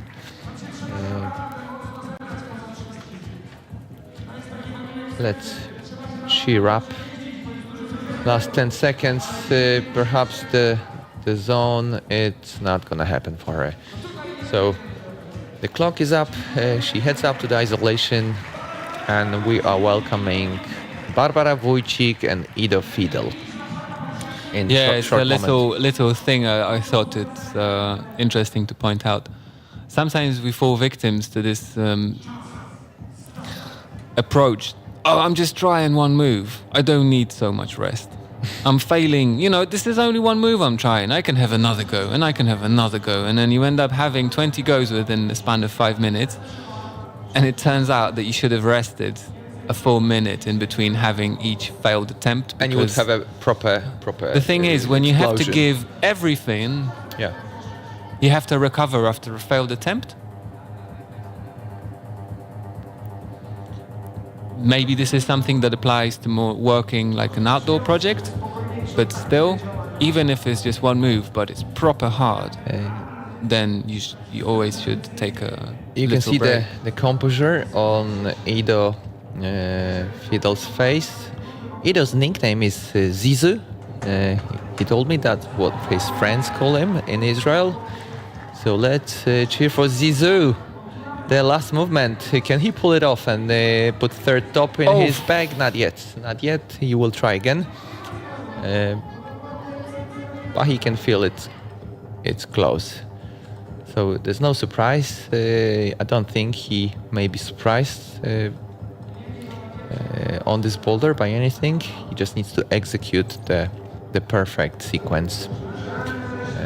And he will be able to have the third top under his belt. Let's see. He's got plenty of time. Yeah, 2.5 minutes. This is a fairly, he was really smooth. It's a fairly short boulder. Yes, it doesn't require too much time on a successful effort. Basia was so close to stick the zone. Well, it's interesting. It's a short, relatively short boulder, but the movement is slow. Little changes were making it so much harder. That in the end, he's there again. He's not gonna think too long. He's going for it, and he's got the third top. So Zizou Fidel put himself in a great position before the final boulder. I'm starting to get a feeling that it's gonna be down to the attempts, as you said. problem number 4. Tell me about is problem number 4. hard. In brief, is a hard one. Yes. Okay. Yeah, number 4 is the hard problem. Yeah. So it will unfold soon for all of us. But let's focus now on Barbara. She's trying to get into this position that would allow her to get from under this huge wide volume to the top. It looks so good for her. She hasn't matched. Not matched the top. No match on the top. Heartbreaker for her. You can see she will be back, but it must have cost her a lot of energy. And and this was the first time she stuck the dyno as well. She almost had it. She decided to match the final hold without grabbing the proper part of the hold. She trusted her body position, which but the thing is, the top hold is quite far to the left, to the right, and it's like straight above the foothold, so you don't really have so much stability in it. But it can still happen for her. I mean, she quickly got into this position again, so it shows how the body memory. She learned the move very quickly, and she's already there again. Look. She can pull it off, and there it is for her. Yes. Well done, Barbara Wojcik. A proper mindset of a competitor, going from all the way down to a huge success. Let's say 20 seconds later. Yeah. Amazing performance for Barbara. Very strong mindset to come back from this mental, let's say, I wouldn't say breakdown, but this mental failure to a success a few seconds later. Amazing. Yeah. That was this modern day bouldering. It's all about these little mental breakdowns and resilience at the end of the day. Exactly, and that's you get your ass kicked, but you get up and just do your thing. And you keep falling, and you keep falling. You keep standing up again and again and again. And Maja Oleksy and Jan spent 4 minutes for them. I can't wait for the provisional results after Boulder number 3, because that will tell us a lot as to where we are before the final boulder. Jan slipped, his left foot slipped. It's really tricky. It may look like it's nothing when you watch someone who's this strong as these guys, but honestly, there was so little margin for error walking these volumes that. And Kuba, I will interrupt you. I must say again, and that's kudos for this triple on the women's boulder, because it clearly works, and there was amazing effort from Maja. I found it easy. Very quickly, yes, she found a way through the boulder very quickly. Because I remember this the amount of discussions about the sequence on the dynamic sequence on number 3 was huge among route setters, but it turned out really well, and it's not too far, it's not too easy, it's not too hard. It just works. It's always, it's at the end of the day, it's only you have the feeling that you can, like, you have feeling which you then set against your experience, and then based upon this you have to make a decision. But isn't at the end of the day, isn't experience that it's uncertain, but it turns out to be the right decision at the end of the day, and that's what makes great setters. That they somehow know that this is where the hold should stay, and we leave it the way it is. Yes. And we're not gonna change anymore. And you just get like an occasional epic. And you just and you watch and you hope. Yeah. and you put all your hope in the hands of the climbers that they will. I mean, what certainly helps a lot is knowing who you're setting for. Oh, that's definitely knowing the names of the people that will appear in the final is half the story, honestly. You need to adjust the difficulty rating by knowing. Yeah, and judging a little bit by how the climbers performed in previous rounds, but you also shouldn't get carried away too much. Yeah. Because, to give you an example, a lot of the climbers that we know are very strong, we watched them climb in the qualifying round, and they didn't look like they were giving it all. And if we fell victim to this presumption, we would have made the semis and the finals harder. We would have made the rounds easier, and then they would be too easy. Yeah. So it's sort of... It's a thin line. It's a thin line. The lines are very thin. Very well done, Yeah. Jan. I keep repeating this word thin line because it is. It is. You need to be spot on with the difficulty level. Half a finger of a hold positioning is a big change. Yeah. Tilt a hold by half a finger, and it's not like you move it. You change the angle. You move one edge down by half a finger, and this can make an impossible boulder a boulder that's too easy. But isn't it great about bouldering competitions that because comparing to other sports, for example, I mean, because of the fact that the boulders need to be different each time on every competition, so the number of possible outcomes is basically infinite. It makes it so interesting to watch because every comp is different. There's no sort of things on repeat, like in some sports. You get to watch better and better sports performances, but let's say that it's all about timing, for example. And here it's so complex. I mean, that would, for me, why climbing is so interesting to watch. That the number and the option of movements that can be introduced by the route setters it's really infinite. I mean, yeah, it's interesting that you bring this up because on the one hand it's infinite, but on the other we still operate within a certain frame of standard, like boundaries. And I would say none of the blocks that we're watching right now is anything that we haven't ever seen before. A triple dyno is something that's been around climbing competitions for a decade probably, and so are no-hand boulders. So, talking about Bianca's performance, easy. But the thing is, it may be a move similar to something that you've seen on a different competition, but it will never feels the same. That's what I'm trying to say. So it never feels the same. You may have jumped a triple dyno 100 times in your life, and obviously that gives you a good basis of understanding of the movement, and then you attempt a new triple dyno and you have a big chance of sticking it in a few tries. But you may honestly take a picture of a boulder and try to copy it, and you may get close. But it will it's never. not going to be the same. It will never be exactly the same. So there was a little story of the Japanese team employing international route setters to copy problems from either World Championships or the Olympics, and they had, very accurate measurements taken, pictures, whatnot, everything. The route setters flew over to Japan, set the blocks, and they said, "Oh, mate, but it's not the same. They are easier."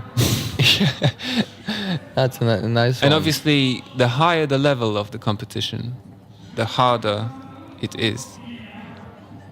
Good. That's to recreate the perfect feeling. That's a perfect story to visualize that.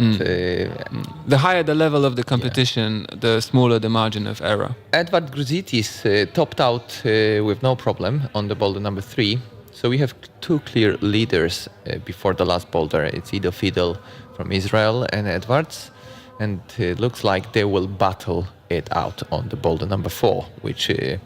according to what you said, it might turn out to be the hardest. Well, it's actually funny. I would want to go back into the men's chart, but they both scored three tops in 15 attempts. Which really? is Was it 15 attempts? It's so random, isn't it? Like it's like throwing a dice, and then like time and time again, you have the same result. And in women category, it turns out that the final fight might be between Bianca and Maya. But I mean, let's- Bianca is in clear lead. Let's not call it too early. The final shots. We will. Let's wait for the performance on Boulder number 4. And hey, this will. We are slowly approaching the end of the comp. Only one boulder left. We will know the Mood Masters for 2025, third edition of the cycle of a great competition that took shoot off in 2023. We had the second round 2024, and we are now in the third round of this competition, which attracts more and more climbers from all around the world. Also professional climbers as well as amateur climbers. That's the whole big idea behind Mood Masters.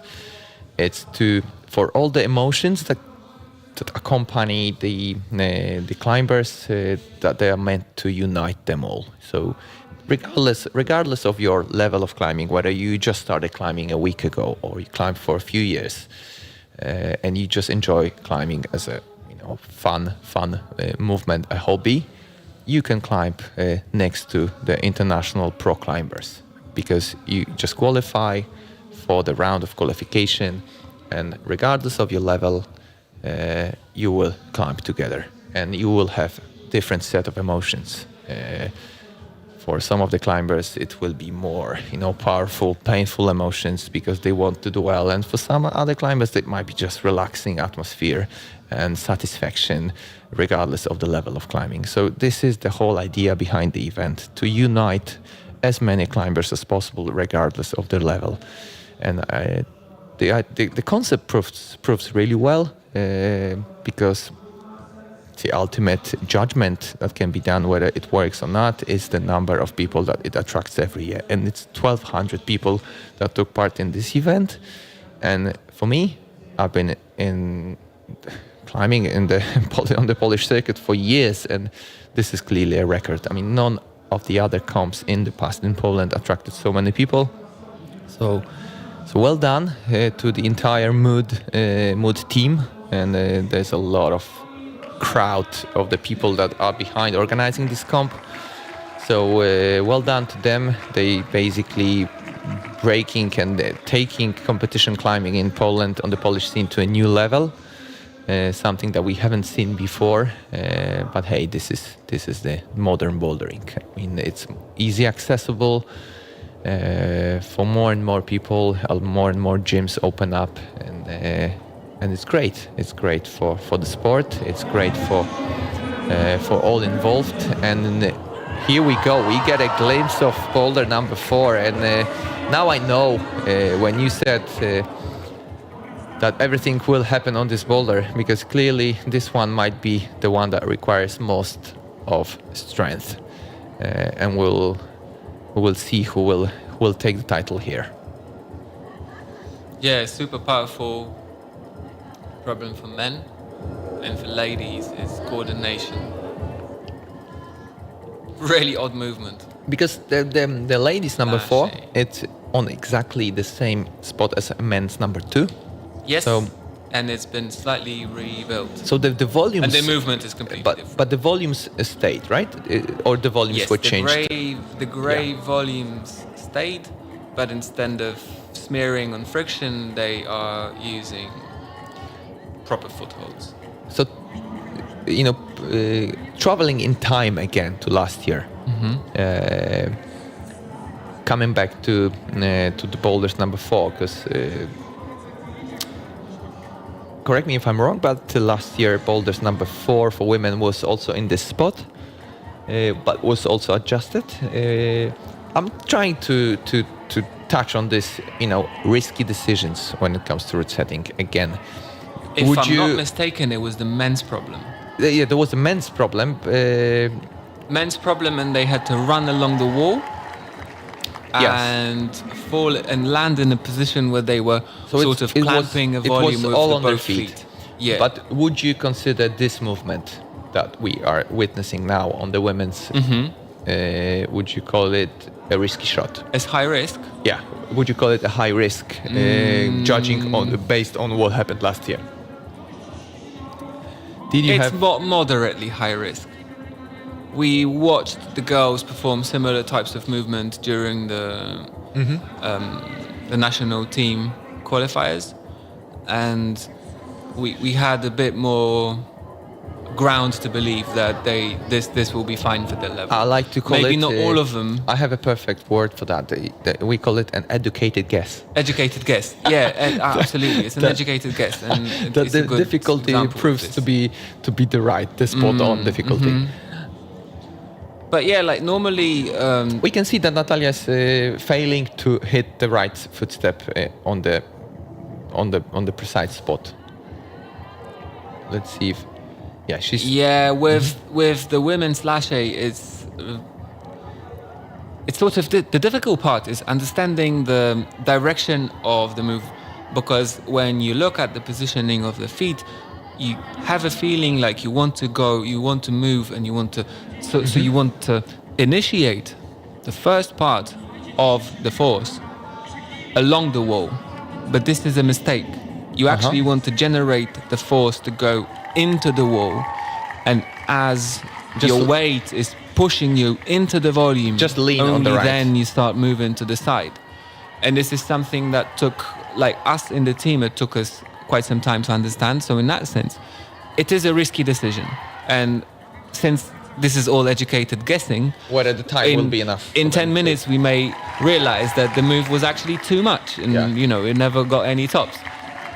But early to tell right now. So maybe it's just going to be perfect. Who knows?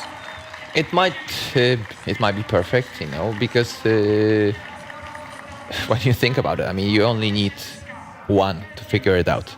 Yes, yeah, one top is definitely that's enough. The idea. I mean, one top would be enough to pinpoint the winner, especially in a round where there have been already quite some tops. I mean, exactly. I mean, this is a final round that nobody can really, turn around and say, "Hey, we didn't see many or enough tops." I mean, we've seen plenty of tops. I mean, now it's all about whether we can get the perfect results, because the show defends itself, I would say. I mean, it is pleasant to watch. You can see Fedir just going across. Yeah. He needs to oh my God, this is very interesting for Fedir. If he can do it this way, he did the American style.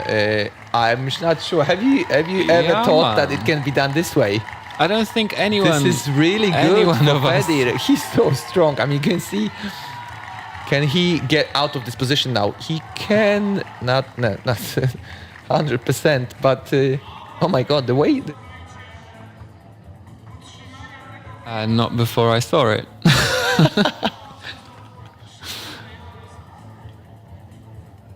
Oh my days! Always, that is a scratched shin. Always surprised. Yeah, there's. But funny enough, he looked in control all the way up. Yeah, it's not like he pulled off something impossible. He just controlled every single movement. In case you haven't noticed, the guy is a beast. He is. he's a very good climber. Yeah, I mean, there's definitely. It's got some gas in the tank still, so we will see another good effort. He's just about to kick off for another attempt. Yeah, I think Maya bust her shin. So he's probably gonna go again this way. Yeah, definitely. Is he? Yes, he's doing exactly the same thing because that's his way. That is. He got tangled up. Yes. Yeah. The arm only twists one way, or can something only happened twist as to much. Maya. She bust her shin on the volume. Oh, so the missed the foothold, the judges probably told her to take it off because you're forbidden to climb if you're bleeding. Yeah, these are the usual competition rules. That if you're bleeding, you should not climb. So you have to cover the wound. Oh, she's so close to sticking. I just really hope she has enough time to at least get the zone, man. Yeah, you can see the hip flexibility helps her. I mean, she's going really close to the wall, and she's almost so to close. death. Fedir's again doing the same thing. That looks really, really well for him. can he do again this movement? He just need to get into this hold and just compose and compression move, release the right foot. Come on, Fedir, you can do it. You can do it. Yes. Will we see the top? Because that would I think twist. so, man. That would twist the results a little bit. Because it's not an easy problem at No. all. Can he do it? No. Oh, mate. What a shame. This was so close for him.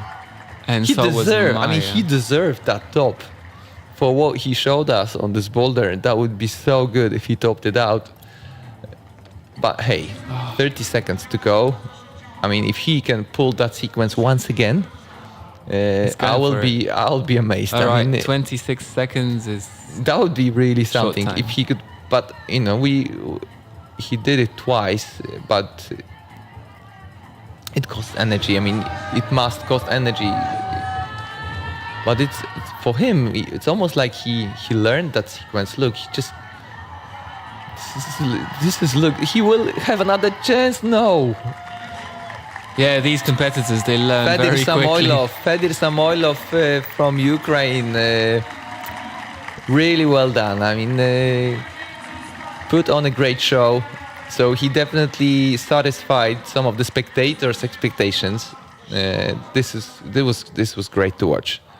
And talking about the different expectations of different stakeholders of a comp like that, organizers want a great show, want the crowd to be pleased, and this sort of performances like Fedir please the show, and hence this is the result that maybe not the result that he would expect. He would be happy to top it out, but hey, the crowd loved it.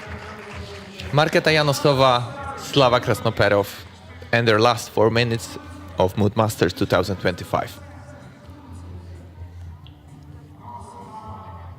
If I'm honest, I think gym owners, they just want to have a lot of attendance. I have a feeling that whenever hosting a comp, when I'm hosting a comp at my gym.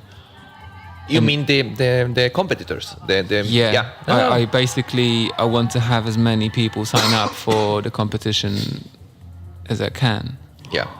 And then as a chief route setter, I think my prime goal is to have a good show.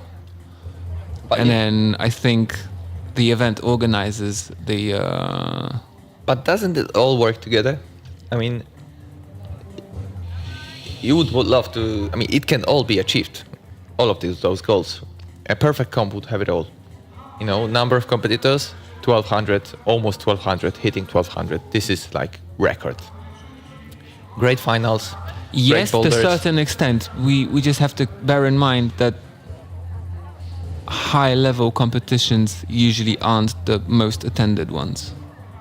I mean, this is in a sense this is an exception because it's a high-level competition with big finals, and yet there are 1,200 people signing up. But if you only had a competition with high-end level athletes and super hard boulders, I don't think you would. You would have so many competitors. Yeah. Yeah. I don't think you would exceed 400 people. But isn't it the? So these are the first dishes. Oh, look, there goes the lashe. Isn't the sort of key to success of this comp, because it's so open, and it's not really limiting itself to the pro climbers, but actually it's open to all the relaxed climbers and the more amateur climbers. Then the approach of all-round climbers is so positive for this comp, because they don't have this feeling that they're being left out, or the qualis is only for the hard boulder, hard climbers. Yeah, definitely. But they get so much climbing offered to them as well that their expectations are fully catered. You know, they leave the building. I would super like to happy draw and your satisfied. attention, if you get a chance, to the beautiful Marketa Janosova. left foot turn. So when she initiated the movement and she was standing up on her left foot on the little jib on the volume, the feet, the left heel was outside, and then she knew she has to transfer the weight in the left foot This is the remarkable and move progress. the heel to the inside, and then the hip position changes. And these little things are utmost crucial. Marketa Janosova, showing some magic here on the slab on the boulder number 4. Maybe we'll get another chance to watch this. So as she Again, stands up, the foot is tilted to the left. As she is up, she moves the foot. Slava's trying to release, and yeah, he decided to finish. It's early to say, but I may. He's looking at his fingers. The fact that he's finishing, he may not want to.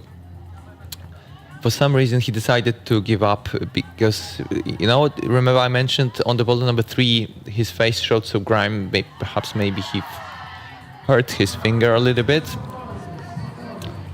He decided not to try anymore. We will see if his score in a moment. But this is it for Slava. Well done to Slava. And well sorry done for to Marketa. Marketa. And Though really good effort for Marketa. She was the first person to stick the lache, and she was working up. The zone she got on the number 4, that will definitely improve her score. But let's wait. We're almost there. There's a few climbers left. In a moment, we'll see Barbara Wójcik and Ido Zizou Fidel from Israel. So in a perfect world, we only have one men's top on number 4. I mean, I can already say, if Ido tops out number 4, that would he would win the comp basically. Let's see if Ido can pull it off. But this boulder seems to be his style. You can see the way he moves. This is the sort of this was confident. He was very confident, bordering on the moment, arrogant. Maybe that was slightly too confident. Yeah, he decided that was too much. He decided to of campus confidence. this move.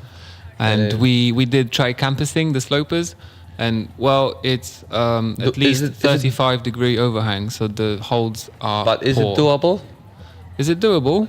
Probably. Maybe for a Japanese team climber. Yeah, you know, Kokoro Fuji was famous for great slopey campusing skills. Maybe he would, but let's not underestimate Ido. Let's not underestimate. Give him some trust in Ido. And he Basia can pull stakes it the off. lache Basia, third go, very quickly. Very quickly, and sorry guys, we're just busy chatting, and sometimes an attempt or two they just slip our attention. The action is happening in front of our eyes. But luckily we have all the fantastic technology to rely on. We can in terms of count on repeats the numbers. As well. Okay, well, Ido, the time is he doesn't seem to will to use his feet. 2 minutes 20 seconds. Basia, well done. Yeah. This movement is a complex one, but it doesn't look like that to her. She easily tackled this sequence. I honestly can't stretch enough how important the left foot placement is in reaching that foothold. Yes. If the foot is somewhat tilted, like if the toes are tilted to the inside and the heel is outside, you don't have any reach inside your hip. And that way, applying any force onto the thumb press and reaching the right foothold, it will not work. Just Amazing. gets really hard. Yeah. And then what you can do is, you see, this is instinctive, and she twists the foot. Ido, come on. He will try to use his feet a little bit now. He lost maybe the heel. reason he's not using his feet is because he just can't use them. Let's not jinx it. Yeah, so comparing it's still possible for him. Barbara, again, she clearly learned this move. She just needs to progress slightly further. Hand swap would help, I think.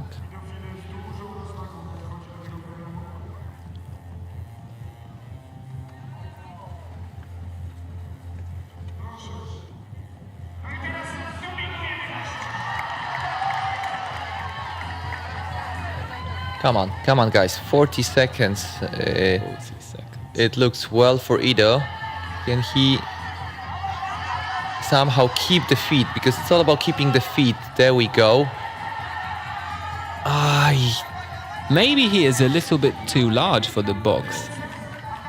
He will try again. He looks like his body is just too big. 20 seconds. What he decided to call it a day.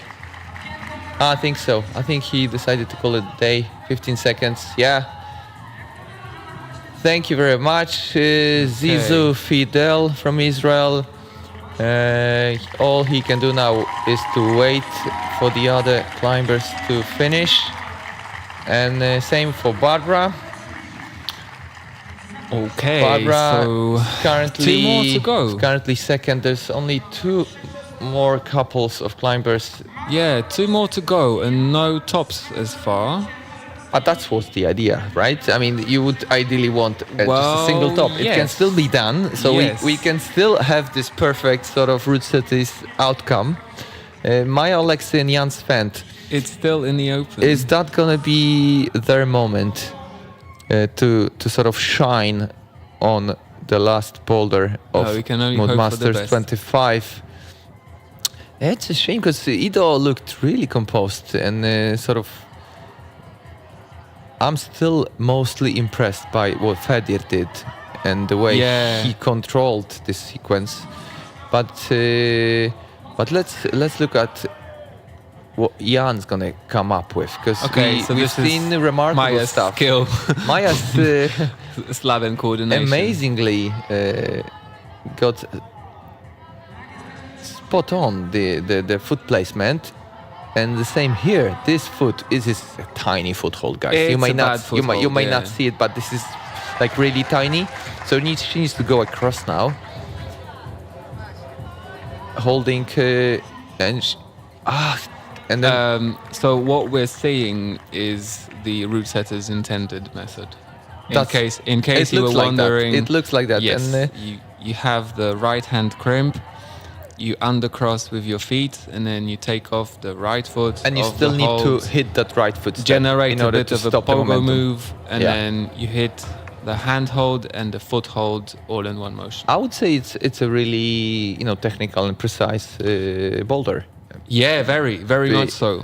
It's very Because complex. You are required to do sort of semi-dynamic movements, but you have all the way and everything is on the wall to also stop that movement. Yeah, but this would from be a very happening. good example of a movement requiring commitment. Yeah. Yeah, so it's not a jump. Commitment. once you commit but into look this at this move, movement. You need to grab the you hold, are- and this is executed perfectly. Maya, Alexei, beautiful. That is so cool. This Second is, go if this I'm, is if I'm amazing, correct. and you can see how complex that boulder is. How many things, and this is now for Jan looking really well. Can he release the feet? Can he release? No, not this attempt. Next one maybe. A bit too much force. But for Maya, I'm not sure if it's too early to say, but she may have secured the win with that top. certainly a meaningful top for her. But let's wait for Bianca. She will come out last, but that definitely puts Maya in a really good position for the overall score. But I would not take that risk of calling the final results. Let's leave it to the judges to publish once the competition is over. I'll take this moment, Jan is resting, to mention again the sponsors of the entire event: Black Diamond, T-Wall, Browar, Trzech Kumpli, companies like Tricamp, One Lemon, Agrest, Heartbeat, Mano, Varapo, Szkoła Komedii, Miejsce Komedii, Oshi Drinks, White Oak, Oatly, and the media partners as well. Spinanie.pl, the biggest climbing portal online, and Radio Cracow. This is close for Jan. 35 seconds left. Can he pull it off at very last minute? I don't know. Let's hope he can. And he's just about to shoot off for his last ride of Boulder number 4 in Masters 25. Jan, prove us all. Come on. What you did in qualies and semis was extraordinary. Is that going to be enough for a good effort in the final? We'll know in 4 minutes after Bianca Janecka and Edward Gruzitis, the finalists of Moodmasters 2025. And this is the replay of great effort for Maja Oleksy on boulder number 4 and a top on the really tricky technical slab dynamic movements. You can see it worked perfectly. All the footsteps and the top and the match. And the happiness on Maya's face clearly must be satisfied with that effort. Bianca Janecka on the left, Edward Gruzitis, the winner, the Moodmaster from 2 years ago, trying to claim the victory yet once again. And they both on the wall. Can we see the only top on the men's boulder? And can we see second top on the boulder for women from Bianca? Don't get me wrong, Kuba, but it looks like this sequence, this Fedir sequence, proves to be the sequence for this boulder. Look at this, that's man. How it looks. Oh my gosh. And so much power and be honest with me. I mean, have you even tried it this way? Or you haven't even tried it this way?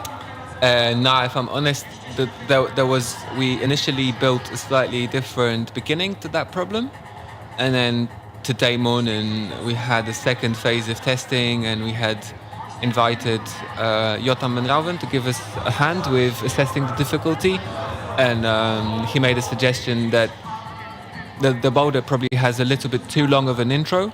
Okay. And we rebuilt the beginning, but in the process, I don't think anyone has actually tried this, and I think it's yeah. Mm-hmm.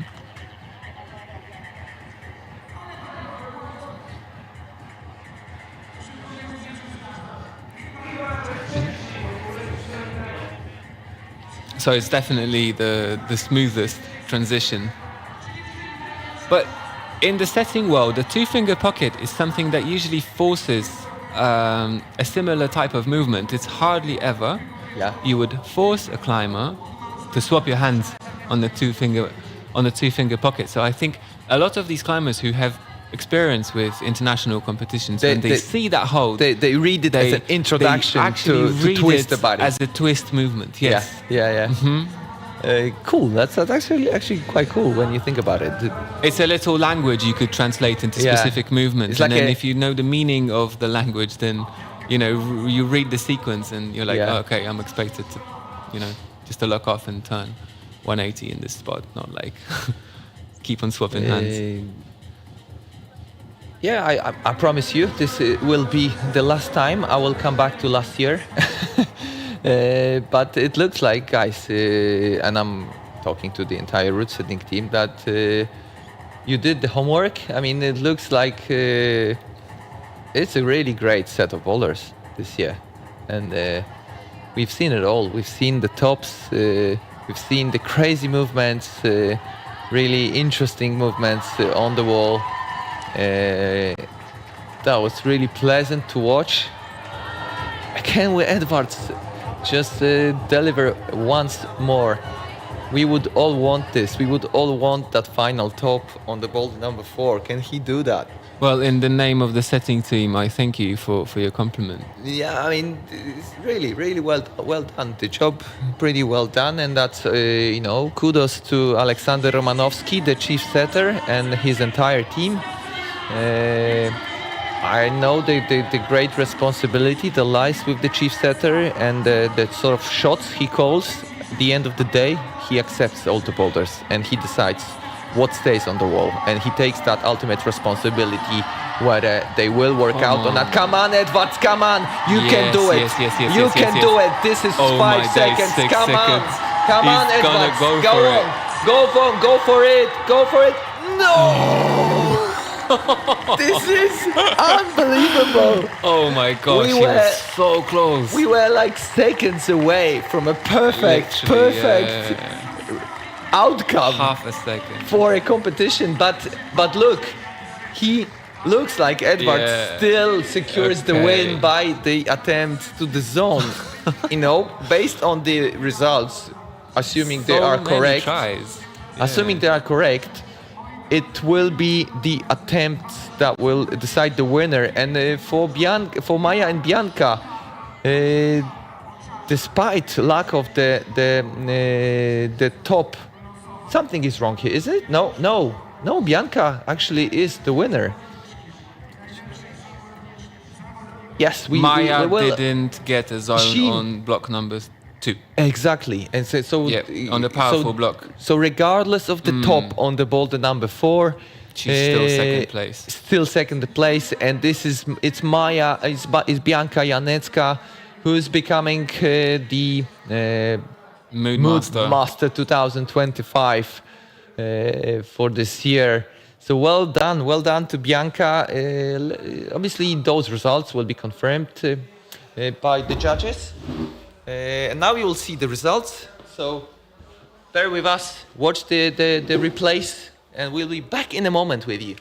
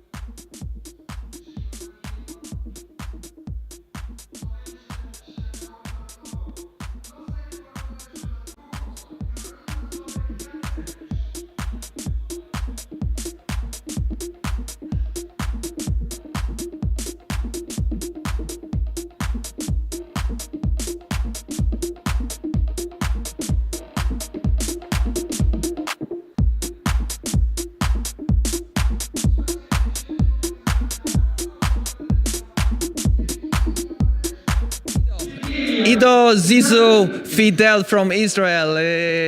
You just finished the competition. How do you feel? It was amazing. It was a great final, and I enjoyed it a lot. You came to Poland for the first time. We had a chat before, and you said you liked it. Can we hope that you may be back next year to attend the competition? Yeah, I will definitely come back. I think I will try to take the title next time. Did you like the sort of difficulty of the final? Did you find it surprising at all comparing to the earlier rounds? The what? The final round, was it difficult enough for you, or did you find the boulders too easy compared to the other rounds? I didn't complete all the boulders, so I can't say it's too easy, but I think the slab maybe was too easy. But I find it hard on the coordination, which I don't really do that often. But I think the boulders were really fun and I enjoyed it. Ido Zizou Fidel, he came second in this year's competition. Very close, just behind Edward Gruzitis by 2 attempts to the zone. But what happened on the last boulder? Yes. What happened to on the last boulder? I mean, did you feel like it can be done, because that would secure you the win if you did that? Yeah, we thought like together that the better was like going to campus to the zone, Yeah. and then go to the underclink with the left hand and left foot.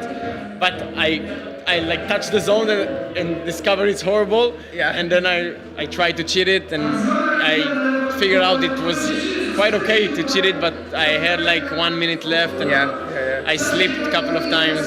But I think I could.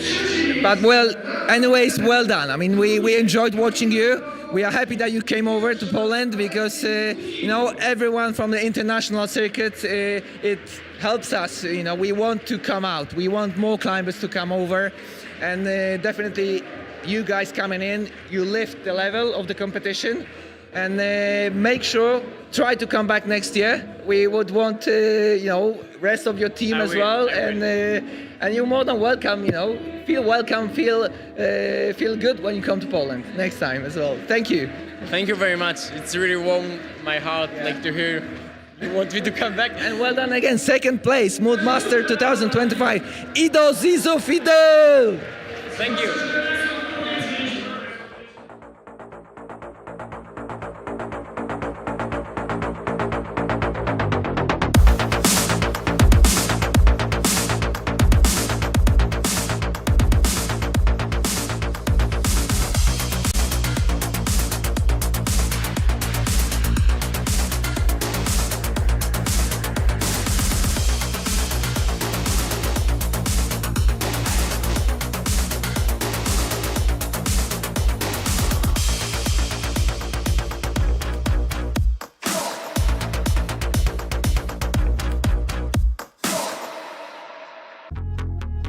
The bouldering here in Ticino is probably one of the best in the world.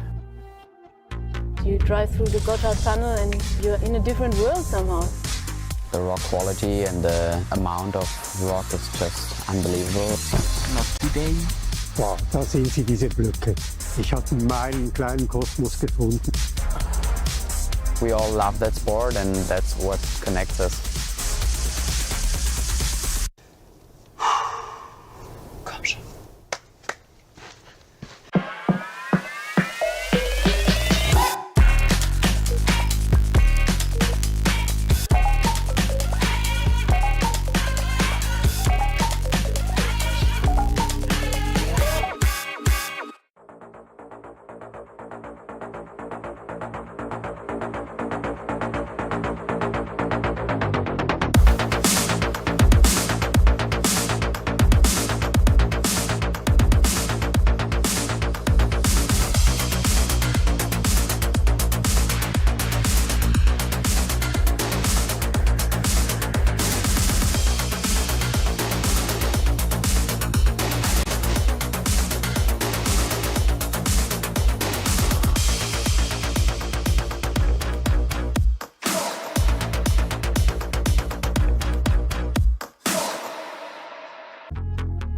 The bouldering here in Ticino is probably one of the best in the world. You drive through the Gotthard tunnel and you're in a different world somehow. The rock quality and the amount of rock is just unbelievable. Not today. Wow, da sehen Sie diese Blöcke. Ich habe meinen kleinen Kosmos gefunden. We all love that sport and that's what connects us. Komm schon.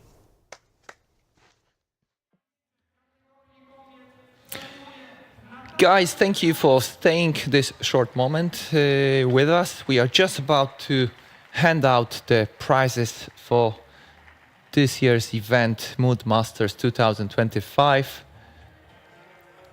And I think we will see all the climbers. So 6th place in the women's category, Natalia Bernat, UKA Warszawa. 5th place, Marketa Janosowa, Czech Republic. From Brno, representing Club Bani Karwina. 4th place, Maja Ciesielska, KW Trójmiasto. And we're moving to the podium, top 3. 3rd place of Mood Masters 2025 goes to Barbara Wójcik.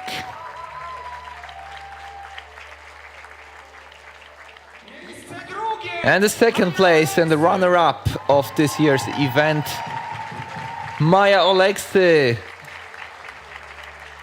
Bouldering Laboratory Tarnów. And the winner and the Mood Master in the women's category for 2025, Bianka Janecka, KW Częstochowa. Crocs team. Most popular footwear is Friendly hugs with all the other competitors. Amazing prizes. well, someone just got rich. Well done for Bianca. Great effort. That came the final boulder. It was very close between Maja and Bianca. Small differences. It is Bianca this year that takes the title. And there was a moment, short moment for the photographers, for the media, and we will kick off with the men. The 6th place in the men's category. If I heard right, was it Fedir? We'll know in a moment. Fedir Samoilov, exactly. Fedir Samoilov, 6th place.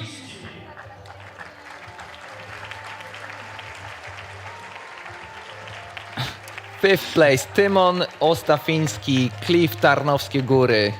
I think they're all slightly perplexed by the flowers. I think They weren't expecting the flowers, an you average reckon? climber is not a person that receives a bouquet of flowers every other day. And they're like, what is this?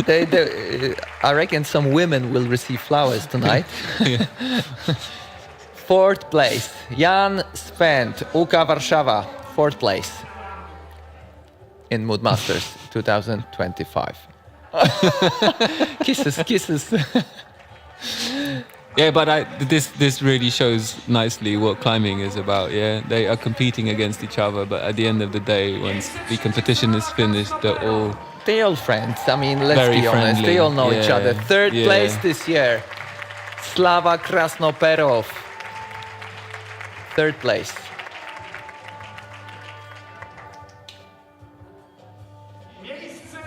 And the second place. And the runner-up for this year's event from Israel, Ido Zizou Fidel. Great effort, great performance. It again was very close on the last boulder, but in the end, it is him, it is the veteran, it is the defending title from 2023, fourth place last year, 2024, and the winner again in 2025. The one we know all, it's Edvard Gruzitis from Latvia. Well done. Falkors. This is the club he's representing. 21 years old, Mood Master 2025. Whoa. And hey, we are left only with the... We want to thank all of you who watched, all the spectators online, all the spectators in the venue, all the sponsors, all the people involved in the competition, and last but not least, all the route setters. And I will keep saying that these are the hidden heroes of comps like this.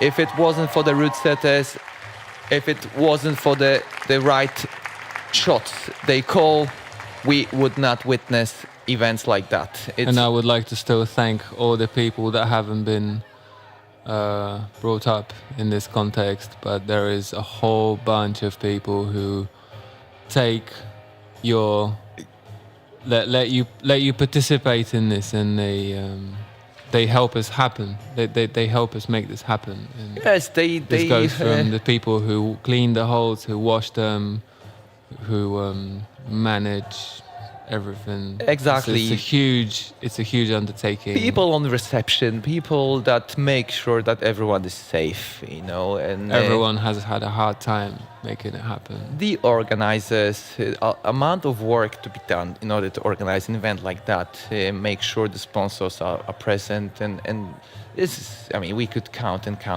we wouldn't mention everyone. So I completely agree what you said. With cheers for all the people who are behind the scenes. Yeah, and, cheers for all the behind the scenes people. Exactly. Let's keep it this way. Yeah. Let's finish with that. And we would like to say goodbye. Grzegorz, Karolak, commenting you live together with Kuba, Jurek. Dziękujemy Thank you very wszystkim. much. See you next year. See you next year, hopefully. And fingers crossed the bouldering evolves even more. See you there, guys. Bye. Bailando.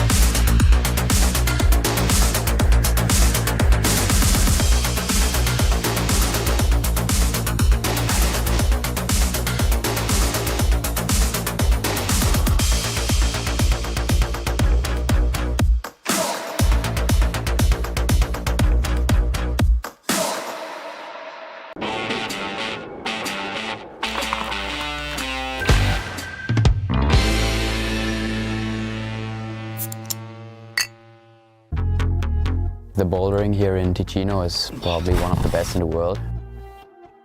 You drive through the Gotthard Tunnel and you're in a different world somehow.